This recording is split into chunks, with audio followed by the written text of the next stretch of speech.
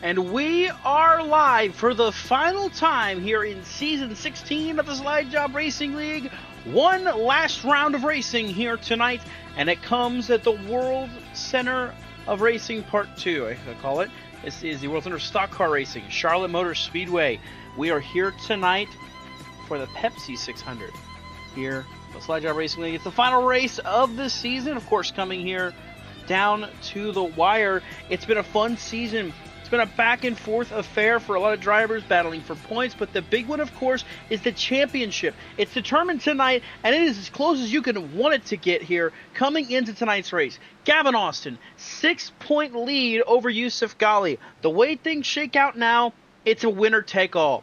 If Ghali wins the race, he's the champion. If Gavin Austin wins the race, he's the champion. If we get to second on back, then we kind of play some ticky-tacky points to figure out where everybody needs to finish, but the results... The rules are clear. If you win the race, you win the title. So it really comes down to that same kind of racing that, NASCAR put into effect themselves. So we'll see how it all shakes out here tonight. But we welcome you to tonight's broadcast. Austin Allen is on the call with you here. Excited to have one last go at it here for the Slide Job Racing League. And like we mentioned, coming into tonight, Gavin Austin is your points leader by just 6 points. And there he sits on pit road. He is your fastest car in practice right now. And he is looking to see if he can close out this season on what has been one of the hottest stretches we have seen in any league here on BRN. I think in the longest time, it has been an insane run to the finish of this season for this driver of the number 6. He has won multiple races. He has just flat out dominated this back half of the season. And we come into it tonight, 4 wins to Gavin Austin's name. And just like I said, you look at that schedule. He won Talladega midway point of the season. After that, he has picked up multiple wins all throughout, winning, of course, the last 3 events at Sebring, Atlanta, and then Pocono. And he sets himself up with a chance to go for 4 in a row and to close out this season with a championship. And I realize it's March is race 15. It's actually race 18. Oops. That's okay. We'll fix that in post. I can fix that later. I think it's... Actually, let me double check. I might be right. Let me see. Oh, I am right. No, it is. It's race 15. Okay. It threw me off. It said it was race 18. It's actually race 15, but... See, car trying to go in the infield there. That's it. Oscar Enriquez making a return here on BRN. Happy to have that number 56 car back out on track. Right now we've got almost 30 cars entered in this race tonight. Excited to see if we can put on a show. A couple part-time guys popping in here and haven't been here in a while, like about our former champion of this league, Ethan Fonseca Moreno. He's here tonight. He is looking to see if he can get a good finish out of this number 7 machine, which, of course, for some reason, trading paint's not working right now. We'll see if we can get it fixed at this time. And get the proper scheme that Ethan's rocking and rolling with here tonight. But he's returned tonight. He'll be out here racing for a chance at the win, just looking for the win more than anything. Justin Rott, 2-time winner this season, picked up his first 2 career wins this season back-to-back before Gavin Austin went on his run. He's here tonight. He's looking to see if he can make it a 3rd win on the season and go for a triple. We'll see if the paint scheme's all updated and I can get Ethan in his proper scheme on the broadcast.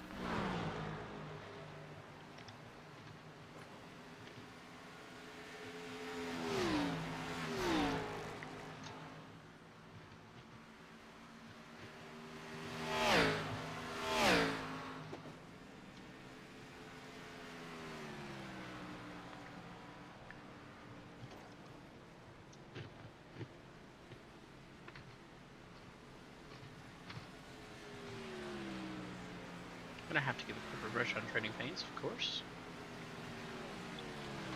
Get to see it live here on BRN. Always fun to see. Gavin Austin is your fastest car in practice, and Yusuf Ghali, I don't think has joined the session yet. He is here. No, he's here. He's run some laps. He's 17th fastest right now in the number 54 machine that has yet to load because Trading Paints decided to be a pain in my tuchus.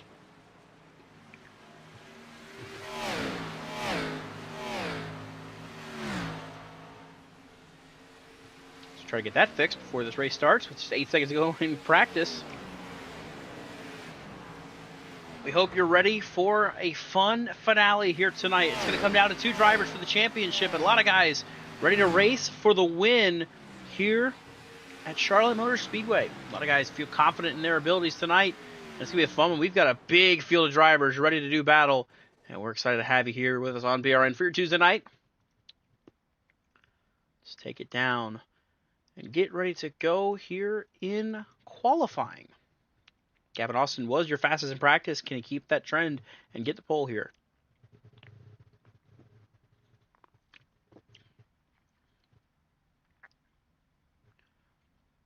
This bunch of cars are rolling out onto the grid. I'm going to follow a driver. I haven't talked a lot about this season, but I feel like I want to talk about Michael Sturgill in the 90 car. What a season he has had. It's not been flashy. It's not been, he hasn't won any races this season, I believe. But he has had a fantastic season, and nonetheless, he has been very good in his races he's run. He has done a great job in this 90 car, getting up there, having chances, battling for positions, battling for the lead at times. He's done a great job in this 90 machine, and I wanted to shout him out. We'll follow him for qualifying, see how he can do in that 90 car, and see if he can get up there and try to put it on the pole position here tonight.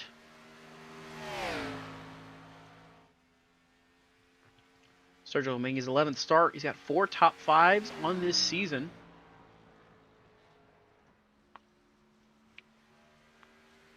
Of course, he's coming off a 13th at Pocono. He has a 2nd place finish at Gateway about a couple months ago, back at the end of March.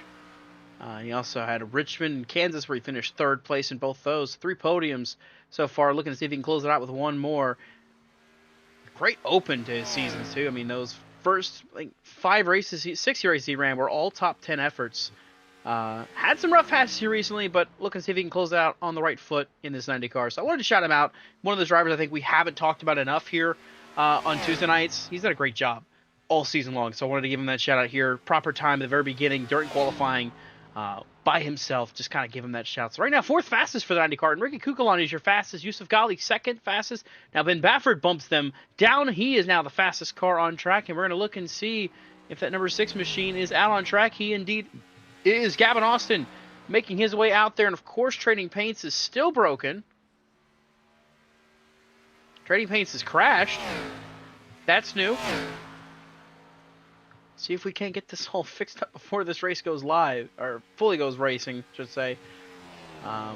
Right there, Gavin Austin, 6th fastest.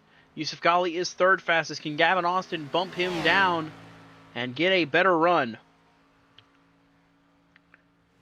This Trading Paints is trying to figure out if it wants to work or not.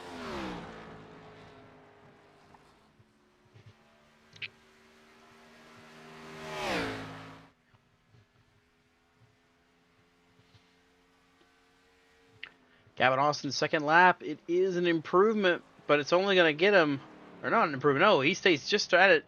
9th place, starting spot right now for the driver of the number 6 machine.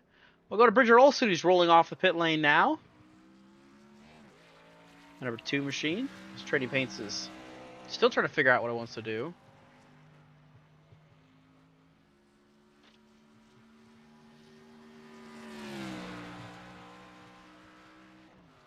Shout out to Trading Paints. One of the worst services at times because it doesn't work and then it works. We're going to give it another refresh and see if Bridger gets fixed to the right scheme he's supposed to be in. It shows he's supposed to be in a plain white scheme. We'll see if that's the case. When I hit refresh, it's right because it's plain white.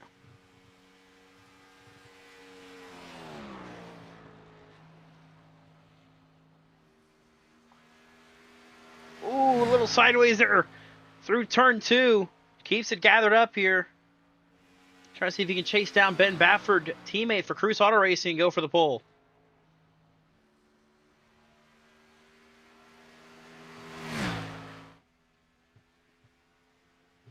Olsen hits the stripes 30.119, which is good to put him right about 7th fastest, maybe 8th fastest for the number 2 machine. A 30.120 is officially what he puts down, but the 2nd lap is the fast lap, and that's what he's going for here as he comes off of turn 2. A little bit better this time around. Can he get some more speed and try to go for that pole position?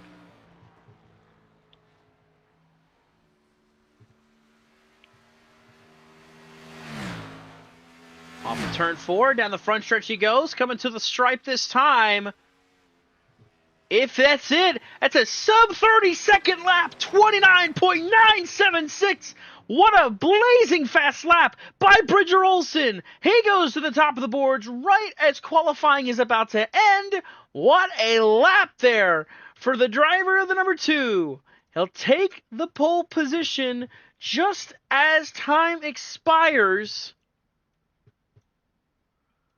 What a qualifying run by Bridger Olson, pole sitter now, as we get ready to head into the race. So we now await this race to start. It is slated to be a 250-lap affair, estimated to be about a 2-hour race. Buckle up. It's going to be a long one. It's going to be a good one, I think, here at Charlotte. We're looking forward to you here live on BRN for this race. But first, we got to take a look at our starting lineup. Show you how they line up for tonight's running of the Pepsi 600.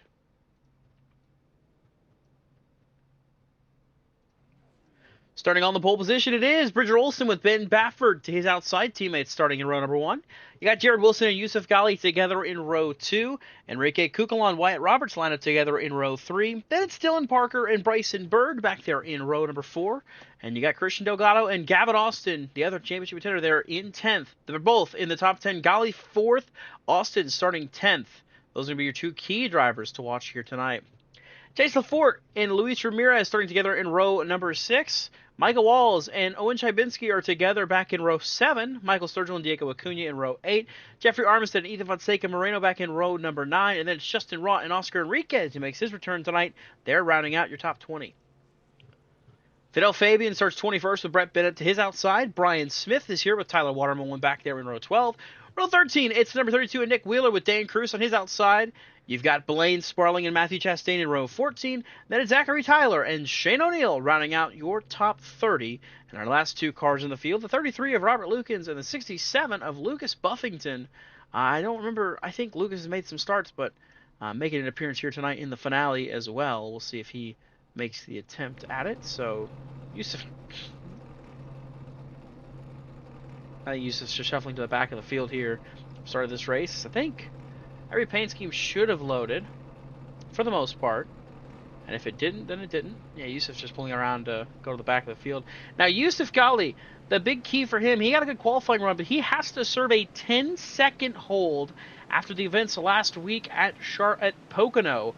That event, of course, we saw multiple incidents involving that number 54 machine. He has to serve that penalty at the start of this race. With how long this race is, it's not terrible. A long time to recover from it, but still not ideal to have to start at the rear of this field already. And I think as well, our pole sitter, Bridger Olson, has to do the same. So he'll shuffle back to the back of this field as I think paint schemes finally popping in for everybody. Thank God. Finally getting some schemes showing up here the way they should be. So who now serves as your control car will be the driver of the number 83. That's Jared Wilson. On the inside there with the black car, the solid black, that's Ben Baffert. You've got Enrique Kukalon right there, Wyatt Roberts together in row 2.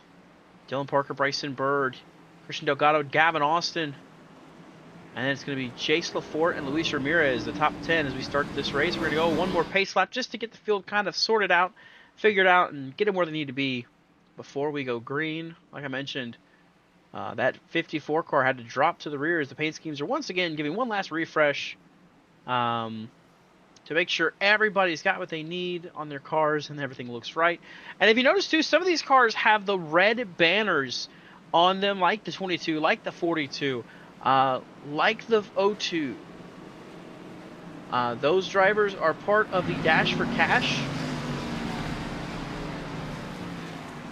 And they will be racing for a little payout at the end of this race. So we'll see how things shake out for them as this race goes on. So we have one lap to green here at Charlotte Motor Speedway, getting ready to close this season out with a bang. 250 laps of racing lie in wait for these drivers. We'll see how they fare. Of course, we've had a couple races at this track. Our most recent winner was Matthew J. O'Brien last season, but 2 seasons ago, back-to-back winner Ethan Fonseca Moreno looking to see if he can pick up a third Charlotte win in just 4 seasons.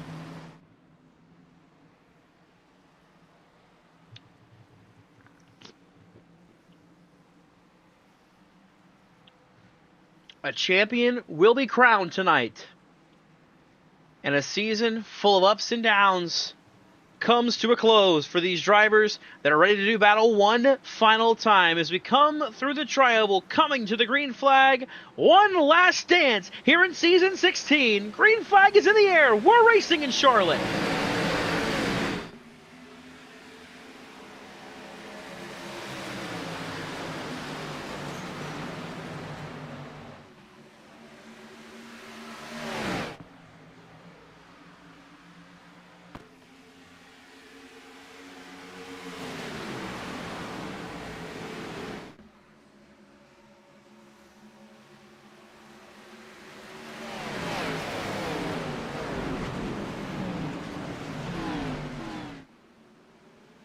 Caution flag immediately flies on the speedway.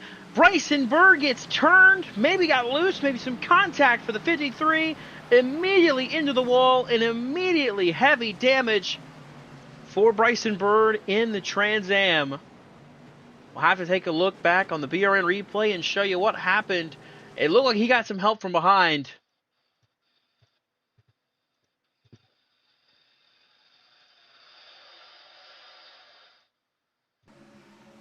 Now he just got loose, I think, on his own. Spun up the track, Luis Ramirez, nowhere to go, gets in the back. And another hit there, too. I couldn't tell who that was. Let's see if the camera angle can tell us a little more about what happens here. Gavin Austin on his back bumper. He just gets loose on corner entry right ahead of Gavin Austin. Everybody taking evasive action. Ramirez nowhere to go, and then down the track he goes. And right there, oh, that's Nick Wheeler and Brian Smith that are involved in that one.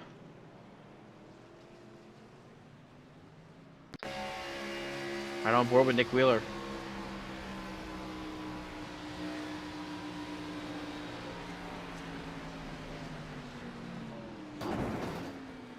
Cruz lucky he didn't get tagged there. Brian C. Smith got a piece of damage.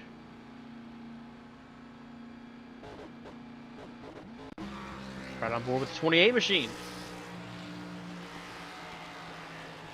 Hear him backing down, trying to get out of the way, and then just nowhere to go because the 32 comes flying in.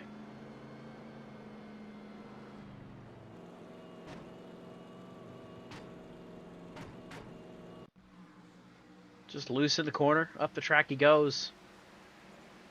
And then contact with the 98, then back down the track, and the 32 trying to thread the needle. Just ends up getting himself off worse for wear.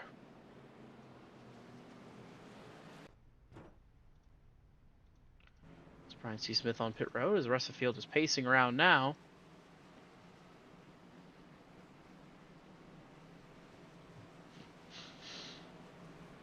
And just like that, that penalty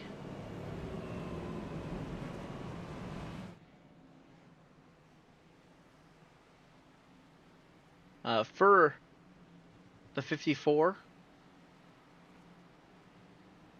I do believe he did not serve it yet. So he did not get a chance to serve the penalty. So he'll have to serve it this time around, I would assume.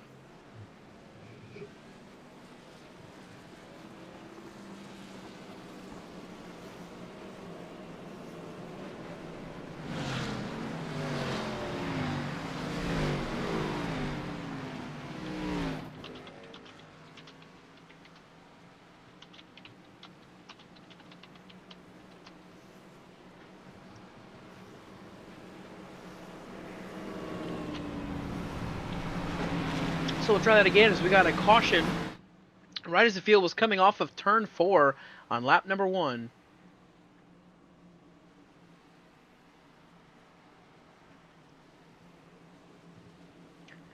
So confirmation made is that Yusuf Ghali will still have his penalty. He'll still have to serve a 10-second stop and go Gavin Austin right now is in 6th place in that number 6 machine, or actually, I think that's going to be 5th place. That is where he'll be when we come back green. I believe Jared Wilson is our control car down the inside lane, so coming to the restart zone this time around, he'll have control of when to go, and when this field will go back green.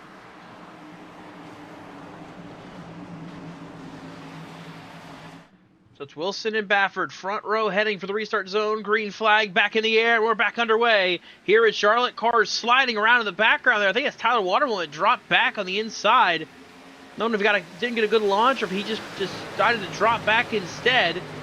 But up front, oh, Wyatt Roberts right ahead of Gavin Austin. A little sideways there. There's a car blowing up in the back. Can't tell who that is. It might be Luis Ramirez. Or it might be Bryson Bird that's blowing up in the background. Blowing smoke all over the track. Thankfully, because there is no... Actually, that might just be the tires. He is killed. He is not going to be able to continue. He's going to have to pull the pit lane and call it a night. As Yusuf Ghali is on pit lane, he is serving his penalty now as he heads for his pit stall. You can see other cars on pit lane like Eden Fonseca Moreno, Brian Smith, Nick Wheeler, Luis Ramirez out of the race. And Yusuf will stop at the exit of pit road. He'll serve his penalty. And as he does so, the field is coming off of turn 4 now. So we'll see how Ghali fares. He's going to go a lap down for sure. Luckily, as of right now, he's going to be the only car 1 lap down. Bryson Bird still struggling to try to limp it around, but he's going to end up pulling a pit road this time as the field comes off of turn 2. Gavin Austin blinking in and out a little bit there as he makes the move inside Enrique Cucalon for 3rd. Trying to pick up an extra spot as you see Bryson Bird has made it to pit road. Likely going to go ahead and call it a night. I'm not sure if he wrecked under caution or if he's just been that slow coming off of pit lane. I'm going to check back and see. I think that car was just so junk from the incident. He just tried to ride it out, and of course, the way that car is, you ain't riding that out. Yeah, it was just too damaged to keep racing. So he's still trying to muster it around right now. He's back out on the racetrack.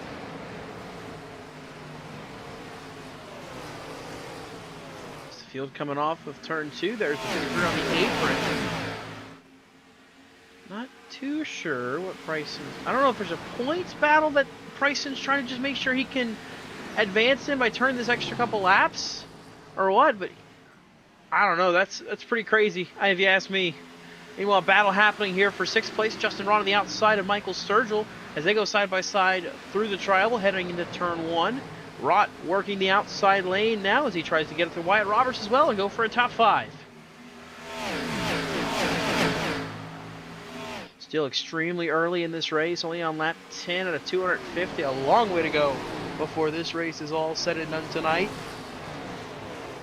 But Rott will make the move up into 5th place. You see Jace LaForte trying to the outside. Oh, and Chabinski! Little bobble, little moment. He gathers it up and quickly saves it. As Delgado fights back and is inside, he'll take the position. Move Delgado into the top 10. There is smoke on the apron. I imagine it might be from this 53. It is still out there as the field coming by. These cars are bouncing off the wall.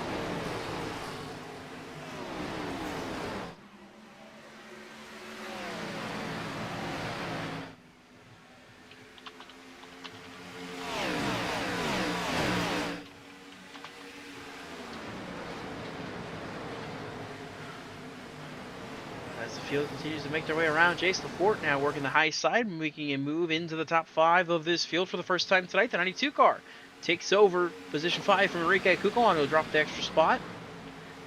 There's Fidel Fabian in this black car. He's supposed to have a paint scheme. I don't know why he's not showing in a paint scheme. He's supposed to have a paint scheme.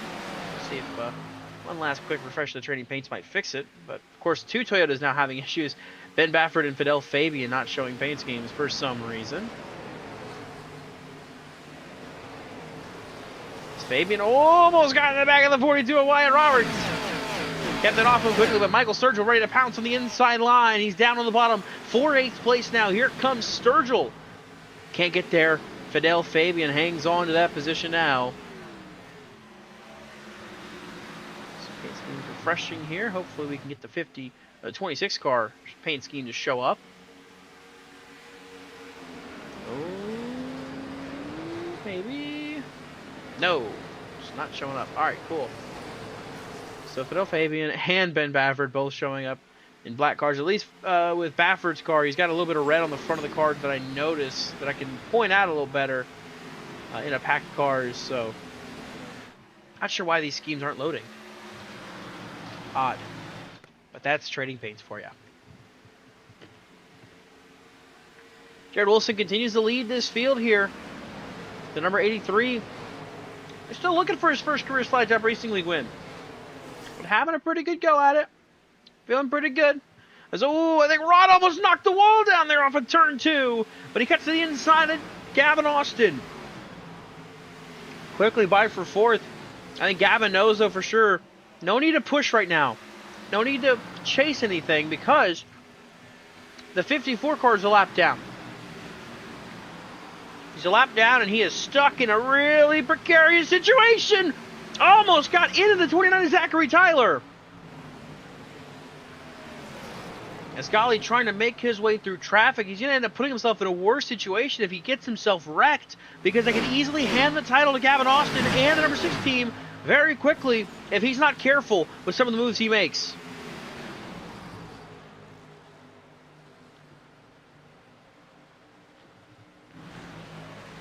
Back bumper, Dylan Parker. Bunch of smoke up ahead, I'd imagine. It's coming from, nope, 53's on pit lane, so he's out. I believe finally calling it a race. As Golly gets by 20th place, Dylan Parker. Enrique Cucalon, or Oscar Enriquez actually goes by him, pardon me. Cucalon up here in 6th place right now. It's Jason Lafort in a very precarious situation. Rott went by on the outside, Austin's going by on the inside, or battling at least for that 4th position is Lafort.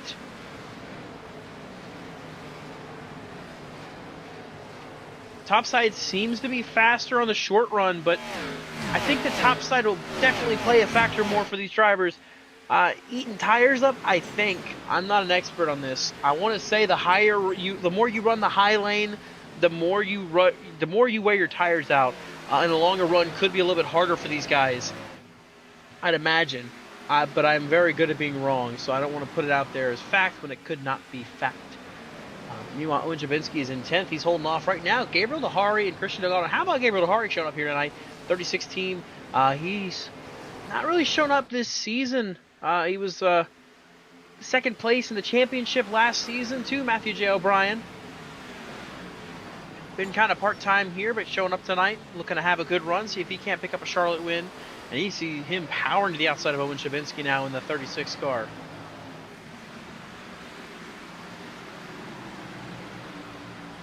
Austin and Lafort still side by side for 4th place. Jared Wilson, half a second lead right now over that 2nd place car. That is Ben Baffert. Oh, Austin, careful! Contact with Lafort went down towards the inside wall. Last thing you want to do is take yourself out of it when you are currently in control of the championship. Austin just about saw his race have an ending moment there. But he gathers it up as meanwhile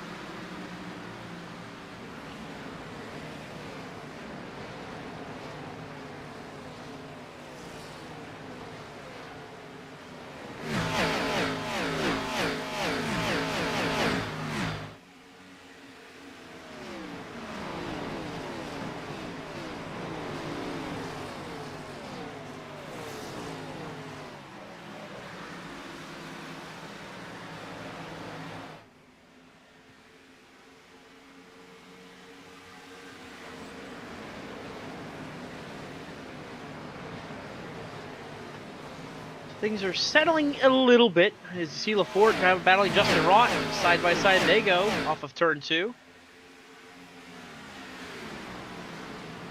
Lafort now into 3rd as Rott in fourth. Austin is in fifth, comfortably in the championship lead, with Gali being stuck a lap down in 27th place. And of course, the big thing is going to be just if and when we have lap traffic, when that plays a factor. As of right now, everybody's decently within the same gap as the leader. Nobody's really falling way off the pace of the top cars. But they will, as this race goes on. As the longer green flag runs, the more cars are going to start to spread out a little more. We're going to start seeing more cars that are struggling and more cars that are feasting on that struggle. But the big thing there is, again, tire wear. You know, the longer runs we get, that's a struggle for drivers, and that's going to be what causes kind of the shakeup that Gali either needs or doesn't need. It can make or break his race. If he catches a caution at the wrong time, and he's not the free pass, just anything that can happen that could really throw his race for a loop. Now, oh, big stack up here with Fidel Fabian. It's Michael Walls, Bridger Olsen, Diego Acuna, and I believe Dane Cruz right there. Everybody making it through without any issue.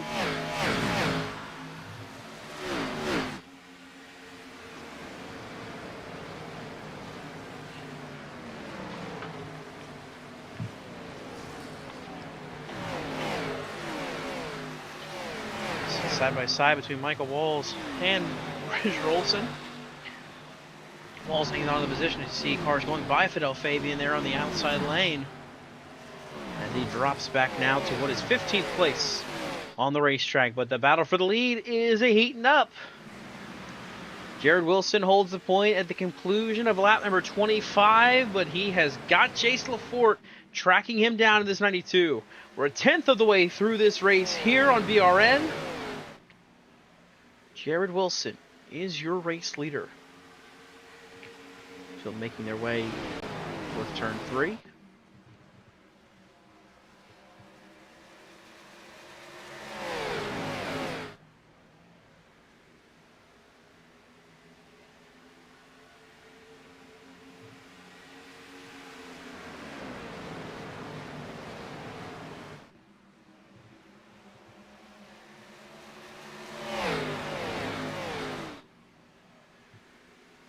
Right there with him, right there on top of him.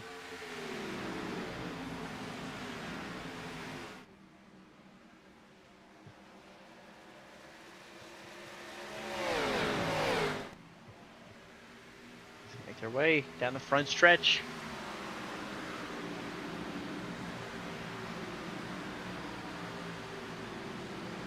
Wilson blinking in and out, but he's still here. Lafort giving pressure on the outside lane.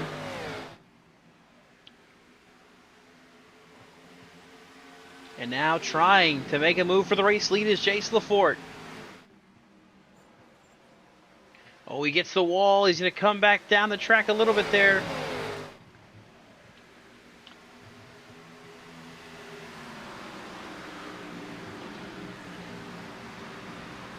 Just trying everything he can to see if he can get ahead and take over that race lead. Lafort wants it. And back by the background there, Ben Baffert falling into the clutches of Wyatt Roberts and Justin Rotnow. Gavin Austin is handedly in 6th. He's got Dahari and Kukulon right behind him, and Dahari making moves forward, and so is Lafort trying to see if he can make that one more spot happen and get to the race lead. He started this race in 11th. He's looking to see if he can go to the point. Great run off the corner, gets to the inside of Jared Wilson side by side. Oh, contact made between the two for the race lead. Lafort to the inside, Wilson up high. Lafort going to try to slide up in front. Wilson with the run on the high side. Contact made! Oh, Lafort sideways! Lafort will clear for now, and he'll take over the top spot. That's allowed Wyatt Roberts and Ben Baffert back into this fight. Wilson peeks back inside, can't get there, tries the outside, back to the inside maybe here. Comes the 83 car as they head back for turn 1. Lafort is your leader on the high side. Wilson is in 2nd. Wyatt Roberts in 3rd, then it's Ben Baffert 4th, Justin Rott in 5th, all right here under a blanket pretty much.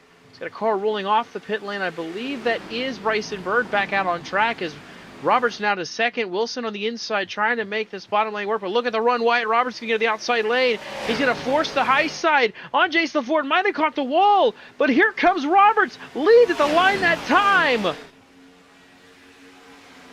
Incredible run there for Roberts in the high lane. Can he make it work and clear for the lead? He does. Wyatt Roberts now to the top.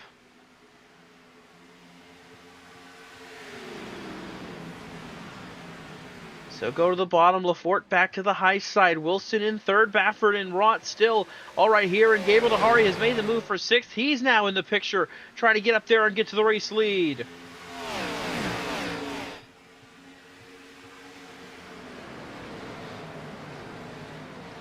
What a battle this has been for these top spots.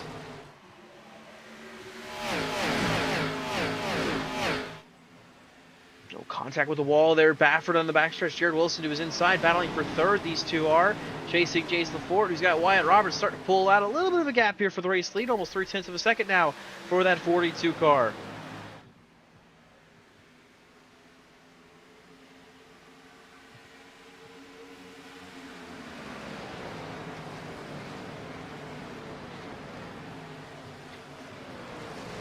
You see Baffert working the high side. He'll get up to third.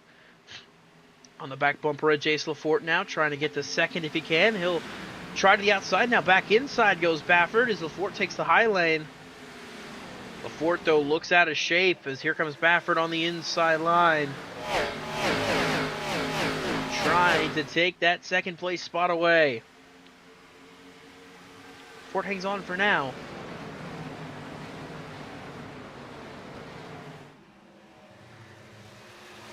But here comes Baffert on the high side. Of course, talking about Ben Baffert, he could have been a part of this championship battle, but last week, coming to the checkered flag, he had a chance at the win, battling with Dylan Parker. They wrecked off of turn 3. Ben would go on to finish 9th, would be mathematically eliminated from the championship contention. Just trying anything he can to just get that one last win this season. What's been a pretty good recovery season for the driver of the number 23 machine. Just again, that one last little bit he'd like to get would be another race win. Winner at Kansas earlier this season. Broke a nice long dry spell he's had. But moving forward more, here comes Gabe Dahari. The 36 car is a marching through this field.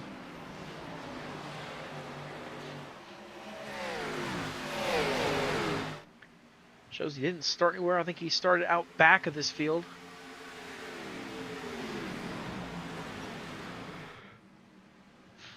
But Dahari, a good run so far tonight. Up now to 4th and battling for 3rd with Jason LaForte, who's in the outside lane. Side by side, they go off of turn 4.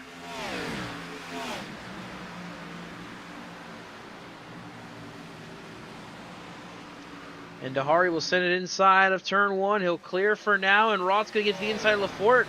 LaForte not going to be able to cross back over and see if he can make that move on Dahari. You see Kukalan trying to get inside of Austin. 3 wide, they go back here. Gavin Austin makes the wise business decision, backs out of it. Let's Kukalan and Sturgill go. He's got a really good points buffer. Don't throw it away. That's what he's doing right now. Top half of the field spreading out. The top couple, I should say. The big gaggle of cars right here. Duking it out. About 4th place, back to about 9th. And more cars coming. Gavin Austin, Michael Walls, Christian O'Connell, Dane Cruz right there in the background. That's 10th, 11th, and 12th trying to get in this fray and make it about an 8-car battle. Dahari, Baffert, and Roberts checking out from this group of cars. I think LaForte's starting to hold up the rest of these guys. That's what's stacking everybody up together. Oh, Kukalan almost got the wall there. Really tight up there with Justin Rott.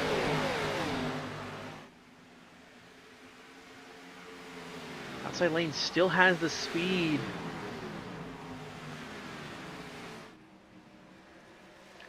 Like I said, the field getting more spread out. throughout the back half of this field. Oh no! Jared Wilson to the wall! He looks like he's gonna... No, he's not gonna save it. Caution's out. Engine blown, race over for Jared Wilson. But a huge sigh of relief for Yusuf Ghali, who finally gets the caution to put him back on the lead lap.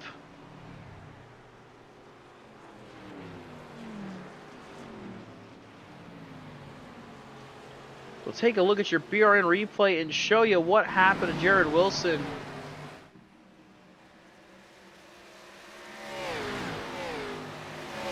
Battling for position with Michael Sturgill up the track, and just contact made into the outside wall, and then a bigger hit there with him and Sturgill, and that blows the motor up. Ghali is quickly avoiding that one. He could have very likely lost the free pass if he was in it. But he avoids that contact. And so your free pass belongs to the driver of the 54 and back in contention for the title. See right here. He goes flying by in that scene. Here's Yusuf Ghali saw.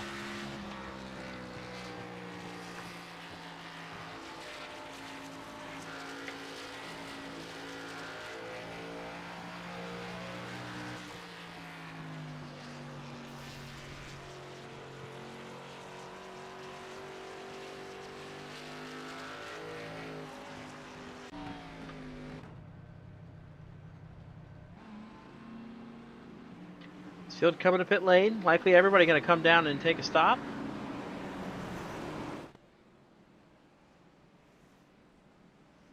Of course, Ghali going to stay out and take the free pass, but here comes everybody coming for their first stop of the night.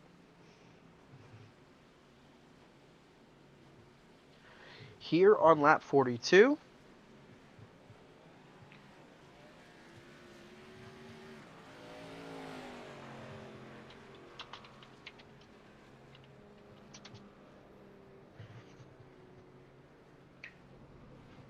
Wyatt Roberts was the leader coming to pit lane. He is the first car, or he's one of the first cars to get to his stall. He'll peel off of pit lane, but he will not win the race off pit road. Ben Baffert gets out first. Then it's Wyatt Roberts. Looks like it might be Rott, Dahari, then Lafort. Kukulana, Austin, Walls, Olsen, Delgado are going to be your top 10 the way they race off of pit lane.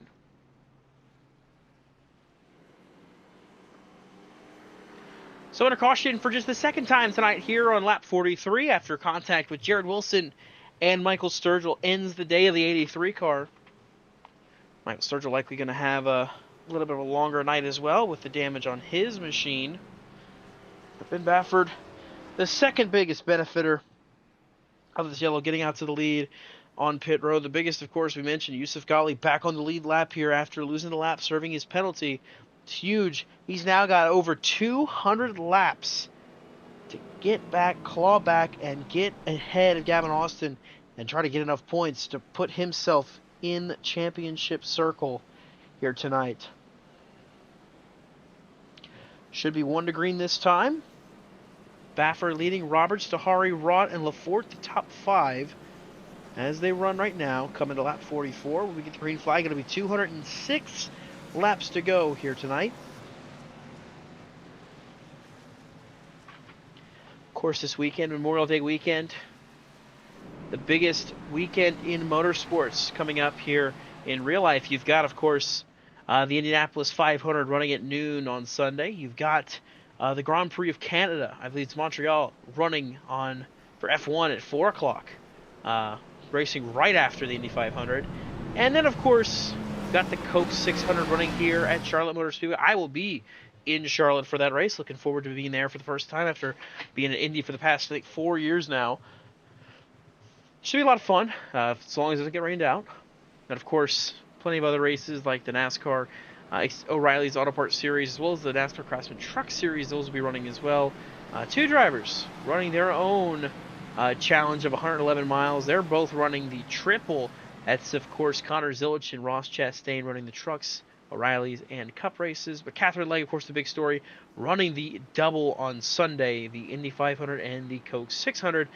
Best of luck to her in that attempt. Hopefully she can go out there, put on a good run, and at least get the finishes she needs. Come to restart, 206 laps to go. Baffert in control. He'll lead us back to green. Back racing here in Charlotte. Big concern for the field on fresh tires now. Just have to manage your stuff for the first couple laps because it is slick, slick, slick. To come off of turn 2. See Dahari peeking to the inside, going for the race lead. Driving it in deep in the inside lane there of Ben Baffert. Trying to get ahead of the 23. A little bit of contact, 3 wide racing, tight there with Gavin Austin. Up ahead, Dahari, he'll send it, he'll clear for the lead. Dahari now takes the top spot. Here at Charlotte, as we're watching a battle happen here, Bridger Olsen side by side with Wyatt Roberts now for 6th place. Michael Walls right behind them as they make their way through 3 and 4. Checking in quickly on Yusuf Ghali. He's up to 20th place right now after the restart. And we'll keep our eyes on that 54 machine and see how Yusuf does, trying to push his way back through this field. But out in front, it is Gabriel Dahari. Justin Rott now putting pressure on Ben Baffert for 2nd place. Here comes Jace Lafort for 3rd. Gavin Austin as well, trailing behind them, trying to see if he can make the move as well. It's not desperation times by any means for anybody. A long race, a long way to go before this one takes the checkered flag, before this season is over. So just got to mind yourself, pace yourself. Don't push too hard. Don't put yourself in the wall. Don't wreck yourself out of this one and take yourself away from a good finish. Chastain battling with Enriquez. It's Fidel Fabian right here in the other solid black Toyota that's not showing a proper paint scheme. He's got a paint scheme, it's just not showing. Same thing with the 23 of Ben Baffert. Not sure why it's not showing, but Trading Paints will do as Trading Paints does. Bridger Olsen gets by the number 23 car. He moves up into 5th place after winning the pole. Had to start at the rear. The cautions come out, help him kind of cycle back towards the front. And now that 2 machine is moving up. He's back in the top 5. Looks like the Fort almost knocked the wall down right there. He's back in 4th behind Gavin Austin, who's trying to find a way to get around Justin Rott. Austin and Laporte side by side here through turn 3.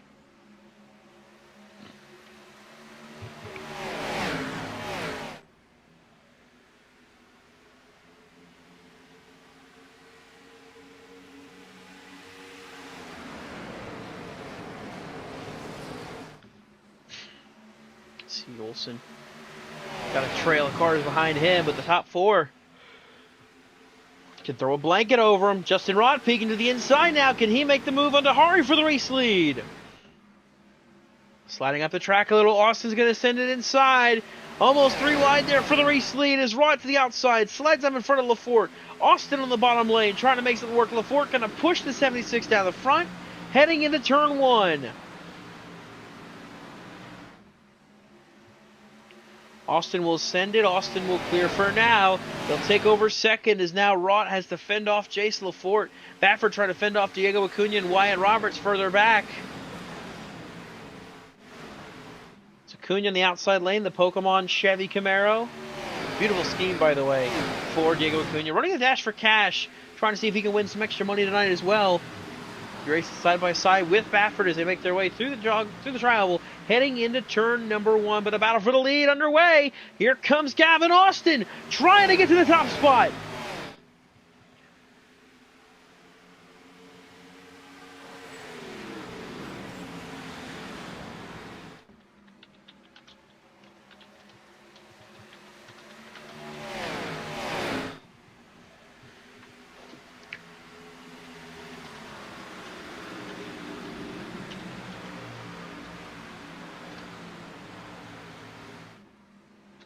So as Dahari fends off Austin, Michael Walls inside on Lafort now for 4th place. And I'm wanting to just double check as Michael Walls washes way down to the inside line.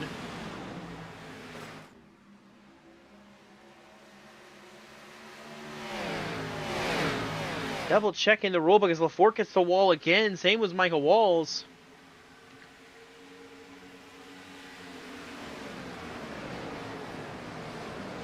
Checking to see. So a bonus point for laps led And that's exactly what Gavin Austin, I was going to say it's what Gavin Austin's probably trying to do. It's exactly what Gavin Austin is trying to do. He is trying to get a lap lead on his record here tonight, because if he can do that, that's a bonus point that he can put in the bank just in case things go awry later in this race. Golly, only up to 16th place right now. A bit of a gap behind the 56 of Oscar Enriquez, who's in 15th. And the fuel runs look to be about 49 to 50-ish laps. So around, there should be at least a couple more stops for sure. I'd say we're going to maybe make it on just 3 more stops. Might need a 4th stop.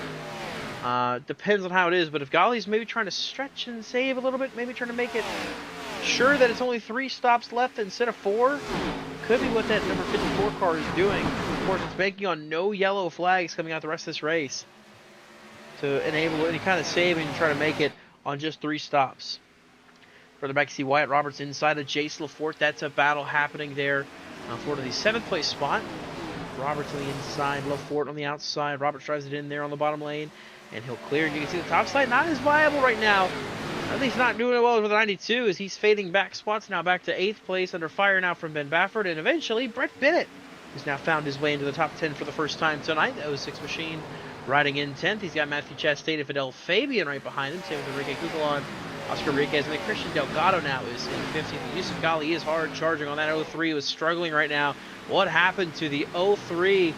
Maybe caught the wall, maybe got a little loose and had to save it, but he's back gathered up. He's in 16th place, just dropped back a little bit from that group of cars. Brett Bennett on the inside of Jace Lafort now, battling for 9th place.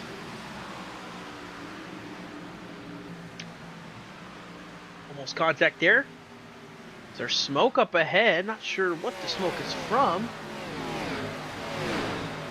Just residue left over from what happened to the 03. Z Chastain drives to the inside of Brett Bennett.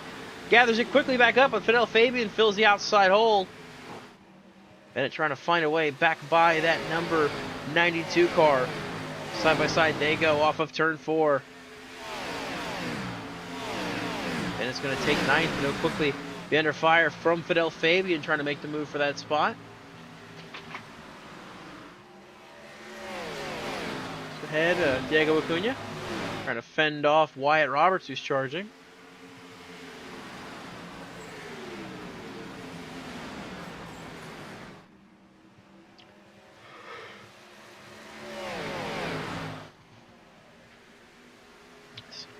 David Lahari leads. Gavin Austin is in 2nd. He is your championship leader as they run right now handedly over Yusuf Ghali, who's mired back in 15th place.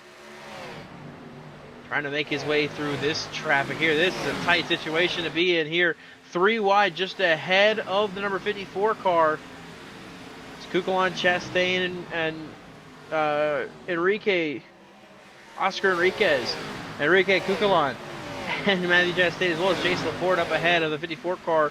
Oh, contact for the 56. He gets the wall there for a second. Enriquez hangs on to it as Ghali up to 14th. Now got to find his way through this battle as they're side by side ahead of him. Chastain and Cucalon, as well as Lafort.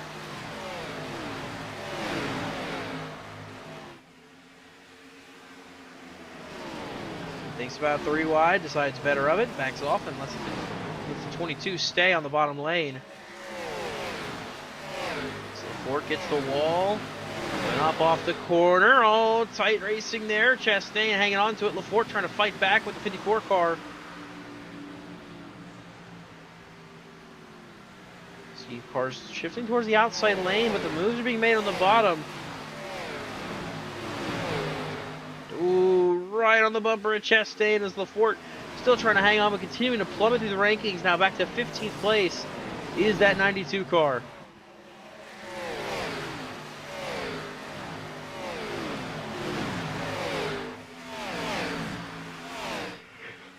Through all this, Gavin Austin battling Michael Walls for 2nd. Walls takes that spot. Dahari now is in the lead with Walls chasing him. Bridger Olsen right here is in 4th, chasing that 6 car. Wyatt Roberts is now up into 5th place as well. And really right now, what Gavin Austin needs to do is just think about think about just managing, just surviving. Don't overdrive the car, don't push too hard, don't take the tires and kill him, because you're in a really good spot for Gavin Austin's sake. He is third place right now. They're a little stretched out a little bit. They're not too right on top of each other all over everybody, but Yusuf Ghali, he's in traffic. He is in a world of hurting right now if something happens ahead of him, because he is in the thick of it. You can see at least 5 cars ahead of him right now. Kukulon, Chastain. There's Justin Rott up ahead as well. Fidel Fabian in that number 26 machine. And then Brett Bennett in the 06. A lot of cars ahead of him, and he has to navigate. And 2 of them, by the way, let me remind you, are cars that he had run-ins with last week at Pocono. Chastain and Bennett both were involved in incidents with the number 54 cars. So I can imagine, at least for Chastain and Bennett's cases, maybe for Chastain, it's not a fact of wrecking him or racing him too hard, but not cutting him any slack. And Chastain's doing a fantastic job of being that nuisance, you know, I would say, not intentionally maybe even, but just the fact that he's not really giving Yusuf enough, you know, of a chance to capitalize. He's running his line, he's hitting his marks, he's running the preferred line, and Ghali just can't get by him. He's being annoying in the right way. And that's a good way to kind of, you know, show your frustrations to a guy who wrecked you last week. And he's all over the back bumper of the 12 car again there. Oh, sideways goes Chastain, but he hangs on to it. Still ahead, and Rock got to slide up in front of Chastain. Ghali now back behind the 12 car. Oh, Ghali has to check up there behind the 12. Kukulon almost ran him over as they're still side by side.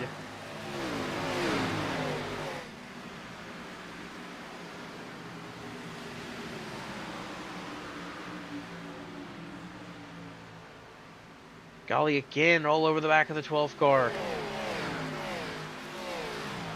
But Chastain doesn't yield. He battles to the inside of Justin Rott now. Tries to, can't get there. Fidel Fabian a little slow off the corner. Ghali trying to figure out a way to get by this 12 machine. He's running the top. He's doing everything he's got to do. He's hitting his marks and running the high side, the faster lane on the track. And oh, big bobble there! Ghali now to the inside, pushing Justin Rott as they head into turn 1. Ghali gonna try to drive it in there inside of turn 2 of Justin Rott and Matthew Chastain. A little sideways there. Oh, contact made between 12 and 54. Back into turn 3. Oh, Ghali gonna be right there on the quarter panel. Rott just slide up a little bit there. Tight racing here for one of our championship contenders.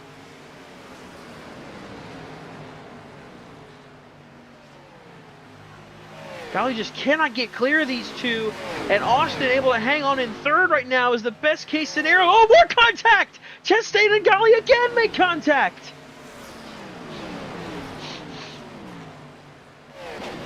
Oh, Enriquez almost got into the 12th car. Rott still on the outside of Yusuf Ghali, hanging on to 10th.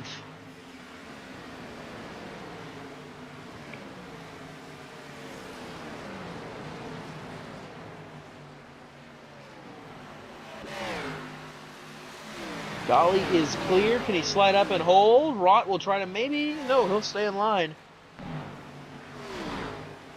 So Ghali finally gets into 10th. The tight battle there. That was Chastain and Ghali and Rott.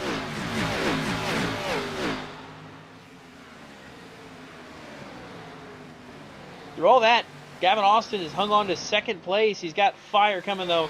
He's got the 42 of Wyatt Roberts, the 25 of Michael Walls! What a save by Michael Walls! He was sideways down the backstretch, hangs onto it quickly. Back up into 5th, though. Or drops back to 5th, I should say. He was in 3rd. Back now to 5th, but hey, he saves the car. He doesn't lose it, but he's struggling right now as those tires are mad at the driver of the number 9 machine. Right now, the battle is on. Austin holds 2nd. Here comes Wyatt Roberts and Bridger Olsen trying to get by on the outside lane. They got a slight gap to Ben Baffert, who's got Diego Acuna behind him. And then you got Brett Bennett in 8th, just ahead of Yusuf Ghali, Fidel Fabian, Matthew Chastain, and a bunch more that all chase as the tail of this pack. 4 seconds back of the leaders right now. Roberts going by Gavin Austin, as is Bridger Olson. On lap 73 of 250. Still a long way from over in this one. 178 laps to go. Not yet at the halfway point.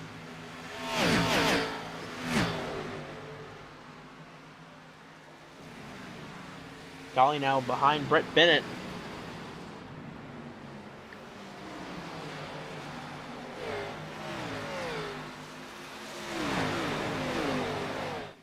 Bennett running his line. Golly trying to find a way around that number 06 quickly so he can chase down Acuna and try to get more points to get closer to Gavin Austin, who started to fall back. Austin back to 4th now.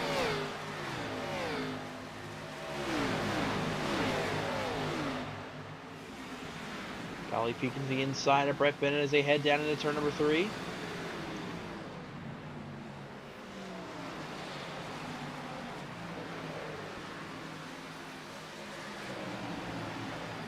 Bennett right now holding on to 8th place. Matthew Chastain closing in on that battle as well now in the 12th car as they make their way back into turn 1.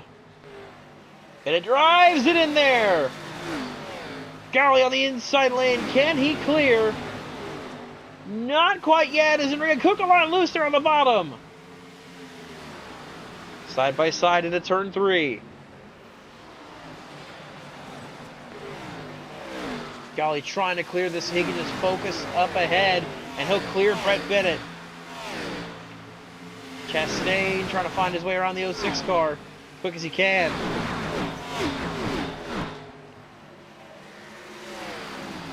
But for now, Yusuf Ghali is in 8th. Gavin Austin is in 4th, under fire from Michael Walls for 5th. 26 points is the gap for the lead right now for the points. Austin has the lead, but these spots that he keeps dropping is going to keep hurting him. It's still early, but you got to wonder about this stuff.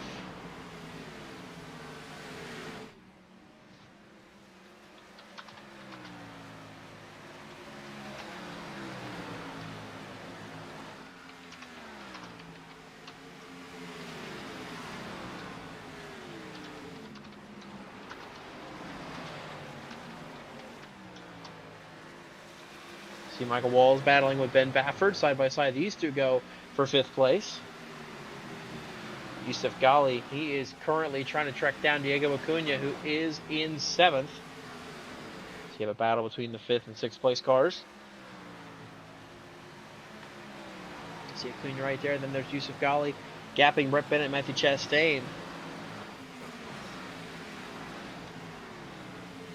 So we continue on here. Gabriel Dehari out in front of this field. He has got a healthy lead over the rest of this group as he continues on here.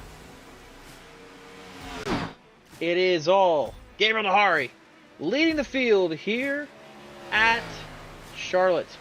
A quick side-by-side break, but don't go anywhere. You won't miss a thing as we take you BRN side-by-side.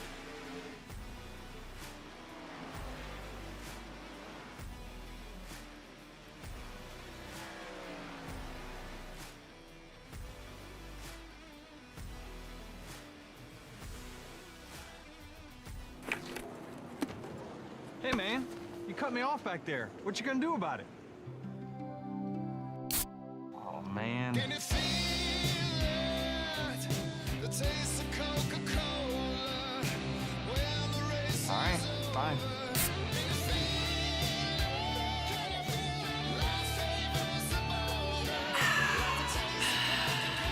Are we good? We're good. All right, so you got the memo. Looking good. Ryan, there seemed to be a lot of tension in the turns. What happened? Yeah, well, when it gets really hot and you're cool. Every turn matters. But yeah, I mean, when it gets that hot. Every turn Ryan, matters. But I get that, but can you take us through the last turn? like he said, every turn matters. If you want to turn data into decisions, then make every turn matter with Trimble. Confidence at every turn. Don't be conventional. Kevin Harvick? Be exceptional. Upgrade to Mobil 1 synthetic motor oil. It helps your engine last over 250,000 miles. Wow. What's he doing? Raving. He's exceptional. So is Mobile One. Yes. Is this good? I do not know. Get 250,000 miles of protection. Upgrade to Mobile One. Ooh. Call Logano. Hey, Joey, you can save money if you fill up at Shell if you use Advanced Auto Parts Speed Perks. Dude, I'm way ahead of you. You saved at the pump? Yeah, I saved at the pump. The pump? The pump. He saved at the pump! Woo! Now you can save at the pump when you shop at Advance Auto Parts. Learn more at advanceautoparts.com/gas rewards. Now, it's my turn.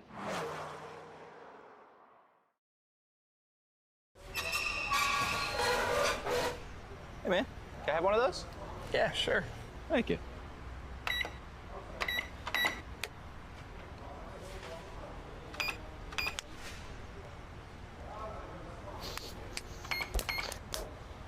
You said I could have one.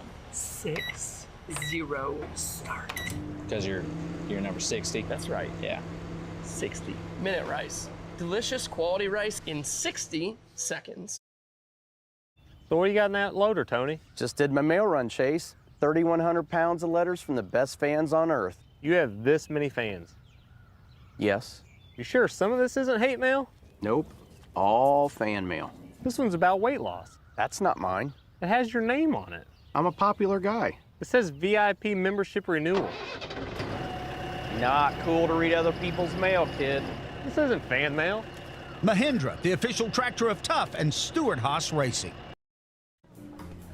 Kyle Busch, welcome to Menards. What can I help you with today? Well, I've got my shopping list right here. I need some green treated lumber. I need a brown Mastercraft door. I need red Clearview cabinets and some blue Dutch Boy paint. Those are M&Ms. And? At Menards, we carry the world's best selection of home improvement products to help you complete your next project. You've got more of these, right? It's all gonna fit in your car? I got a trunk. Save big money at Menards. Fly the blimp, too much hot air. Race announcer, same thing there. Wouldn't get a word in with you know who. Just get down on the track and do what you do. Slide down in my seat, pull the belts tight. Get up on the wheel and let the dust fly. Napa know how. Napa know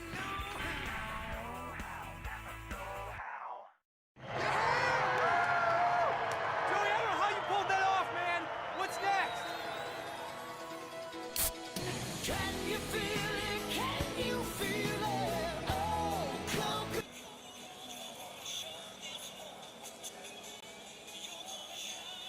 Can you feel it? Can you feel it? Oh, Coca-Cola. Oh, Coca-Cola.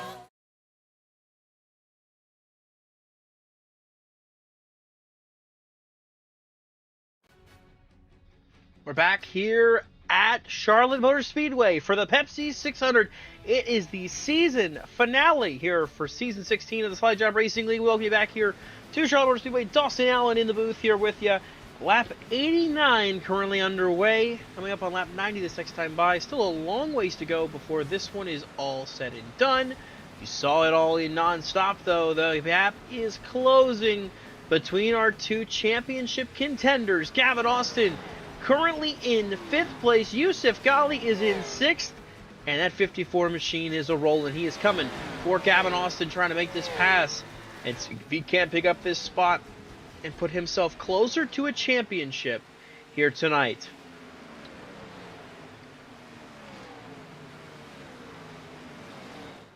Battle for second kind of been going on between Bridger Olson and Ben Baffert. Olson now clear and starting to gap Ben Baffert for 2nd place. Wyatt Roberts is comfortably in 4th.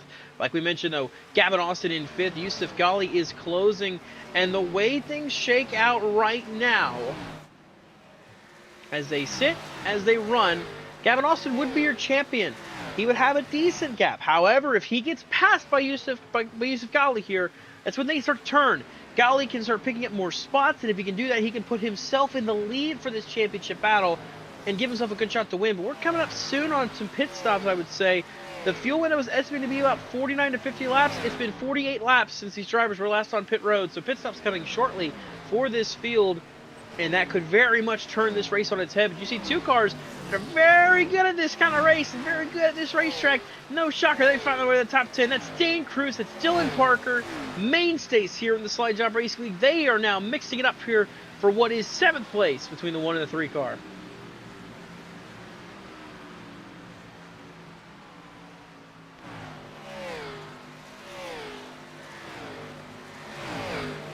Cruz prevails for now over the 3 machine. Mentioned a set of pit stops coming up here. It's not going to be the last set by any means. It's going to be the first of many stops. At least 3 more stops guaranteed. And we got stops coming now. Bridger Olson, Ben Baffert, both coming to pit lane, making sure they get woed up enough to make it to pit road speed. It's going to be tight for, I believe, Baffert. He came in pretty hot. Bridger Olson rolling down pit lane. Looks like they both are going to make it under pit lane speed, so they're both on and they're both good. Would expect Gabriel DeHart and maybe React to come shortly after them. But pit stops are underway for the field here. Second set of stops for them, the first under green flag conditions tonight. And Dahari is coming this time. Race leader is on pit lane as he rolls down. You see Gavin Austin is coming in as well, as is Dane Cruz. Yusuf Ghali came in last go around. He is now leaving pit lane. So Austin coming a lap later than the 54. And it's just about execution. You have to execute on the stop. You have to get to your stall clean. You have to have a good run. He's going to slide forward. He's going to be okay, though. He's in pit lane. He's in his stall. We'll see how it all shakes out. As we watch Wyatt Roberts, he's going to peel off and come to pit road this time by as well. Brett Bennett is currently in second. Does he stay out? And he does. So Brett Bennett will lead a lap this time by. Just watching Gavin Austin. Very, very good set on pit road. And he's going to cycle out maybe behind Yusuf Ghali, as Ghali's on the racetrack right there. There's Gavin Austin, and Ghali's going to clear out ahead of him. Gap going to be about maybe a second between the two, as Parker also gets ahead of the 6 car. See Brett Bennett, Jeffrey Armistead both running long. The big key to this race that I didn't talk about, getting to pit lane is hard. Getting down to pit road speed, getting off the racetrack and everything is going to be difficult for these drivers. The biggest difficulty, though, is also going to come with it is the discipline for this. Because at any moment, a caution can come out for these guys that are pitting. Brett Bennett, Jeffrey Armistead, Blaine Sparling have to pit still. Something happens when they're coming down pit road, or anybody else has to pit, it could spell disaster for those on this pit stop cycle. Getting shuffled back. You see Brett Bennett, I think he's trying to pit. Oh, the 29 car! Saved it! What a save by Zachary Tyler! Just was about to say anything can happen. If a pit stop leads to a caution, it could shake this field up a little bit. Man, Brett Bennett definitely was hoping that was going to be a yellow, but a great save by the 29 car keeps this race clean. But you see here, Dylan Parker is the meat in between the championship sandwich. He's a multi-time champion in this league, but he's got 2 guys hunting for their first titles right there surrounding him. Ghali ahead, Austin behind. Austin goes inside, and he'll take that spot away. Now he chases Yusuf Ghali for what is going to cycle through as 4th place on the racetrack.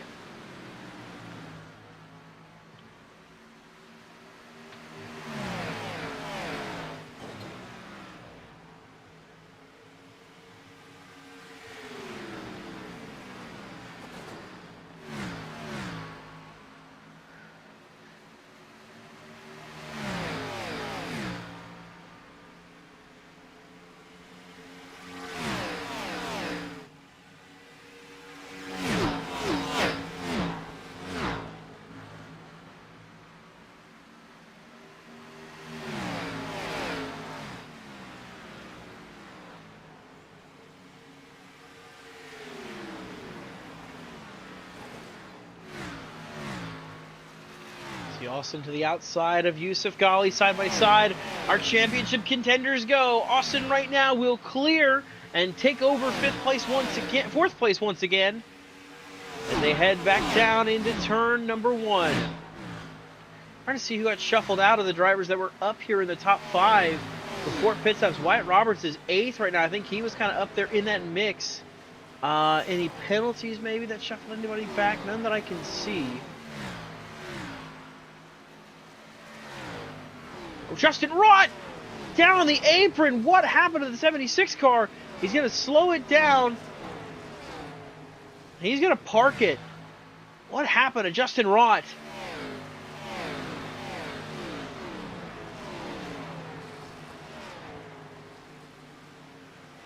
Something amiss for Justin Rott.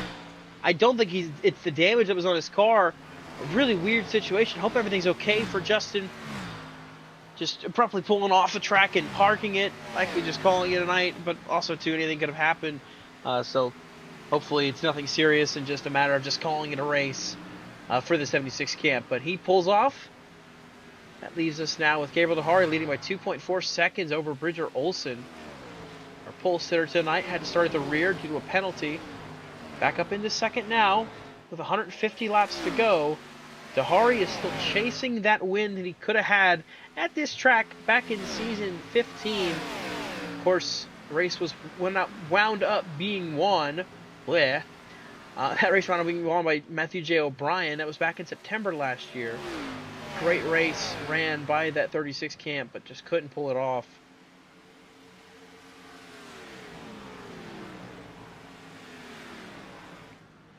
As he makes his way around here, leading this field. And some really dominant races that he ran. Just could not get the results that he needed to get the championship in season 15. Back here part-time, Ren Darlington running tonight. And out front leading tonight is Brett Bennett making the pass on Christian Delgado for 13th. Ricky Kukulon, Matthew Chastain, Diego Acuna right here in 9th through 11th. And the gap between Gali and Austin growing almost a half a second now between the two.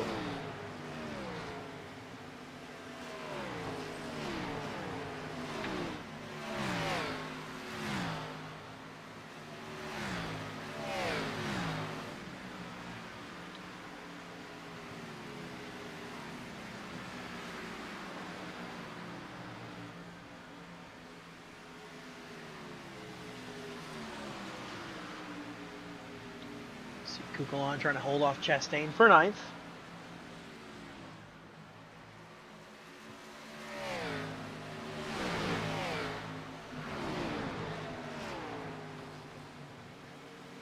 Gap slowly closing back in now, actually, between Gali and Austin.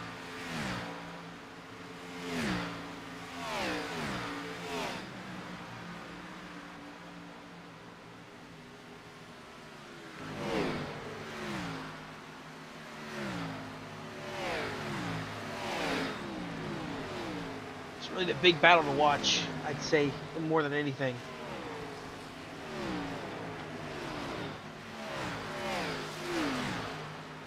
Of course, if Gali gets by Gavin, gives himself a better shot at winning the title.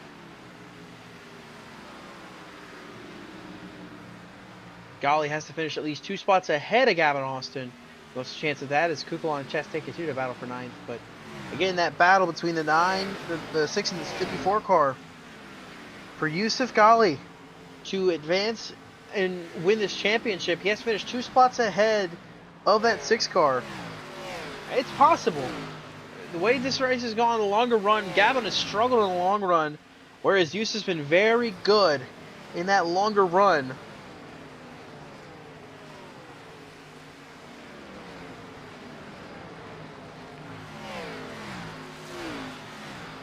Just comes down to timing.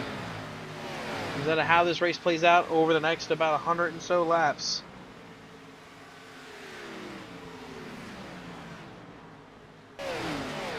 Back here for 12th, Oscar Enriquez, Brett Bennett battling between these two drivers, teammates. Enriquez making his return tonight. Bennett just looking to close this season out with a good result.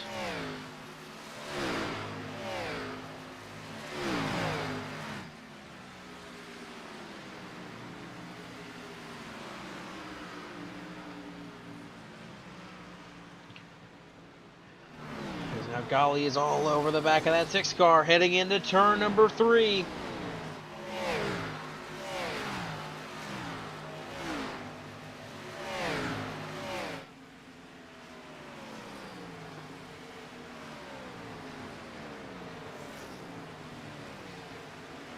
Putting pressure on him. Trying to force Gavin into a mistake, maybe. Make it a little easier on himself.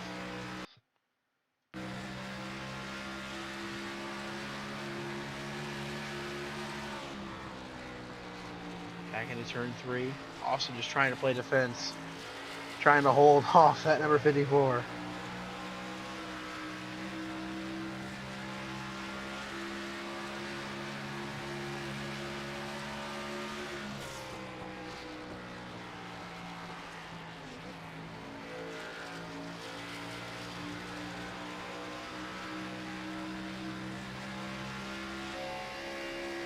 These two have had quite the run this season.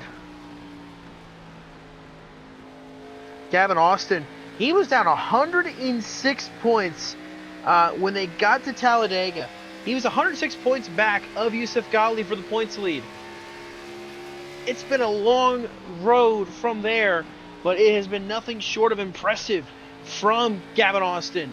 4 wins in that stretch. Yusuf Ghali yet to find victory lane in that time frame. And it has been everything for Austin going his way as he's now getting passed by Yusuf Ghali. Ghali trying to get by on the inside. Almost contact between the two. Right there tight on the quarter panel, trying to get by the 6 for what would be 4th place and put himself one step closer to taking back the points lead.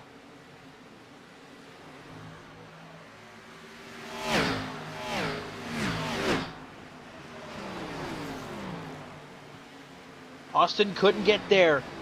Ghali couldn't get there. Austin hangs on.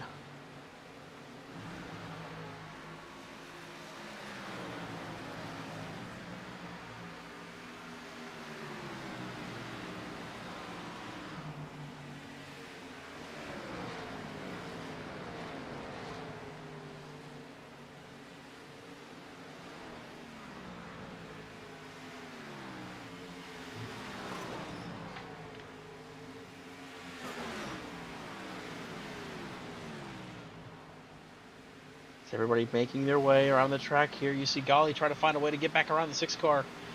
Austin playing defense, about put him in the wall. Here comes Ghali on the outside now.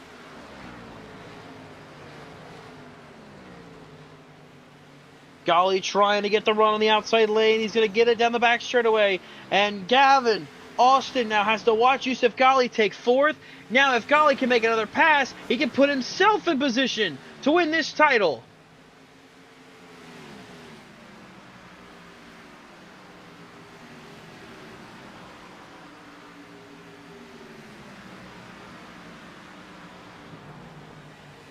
Ghali is 3 seconds back of 3rd place Ben Baffert, but he has run faster lap times by 2/10 the last couple laps over the 23 car. Can he catch him? Can he pass him? Car sounds like it's hitting the wall or something up ahead, struggling up ahead. Gavin's best case scenario is keeping pace with the driver of the 54. If he can stay with Ghali, he can keep with him. That's the best case scenario for him. Diego Cunha in 12th place. He's got his March cars, Delgado, Enriquez, and Fabian behind him. Wyatt Roberts got Chastain and Kukulon not far behind. I mentioned Ghali has got Austin, Parker, and Cruz all right here, line up together.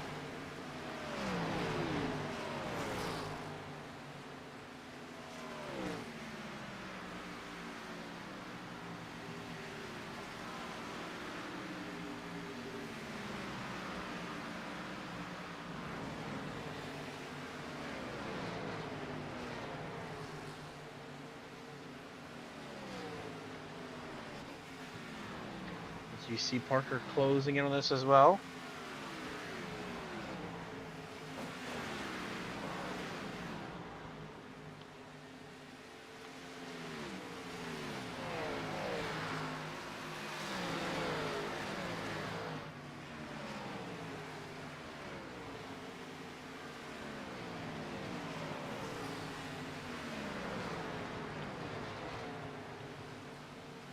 So we're approaching the halfway point of this race.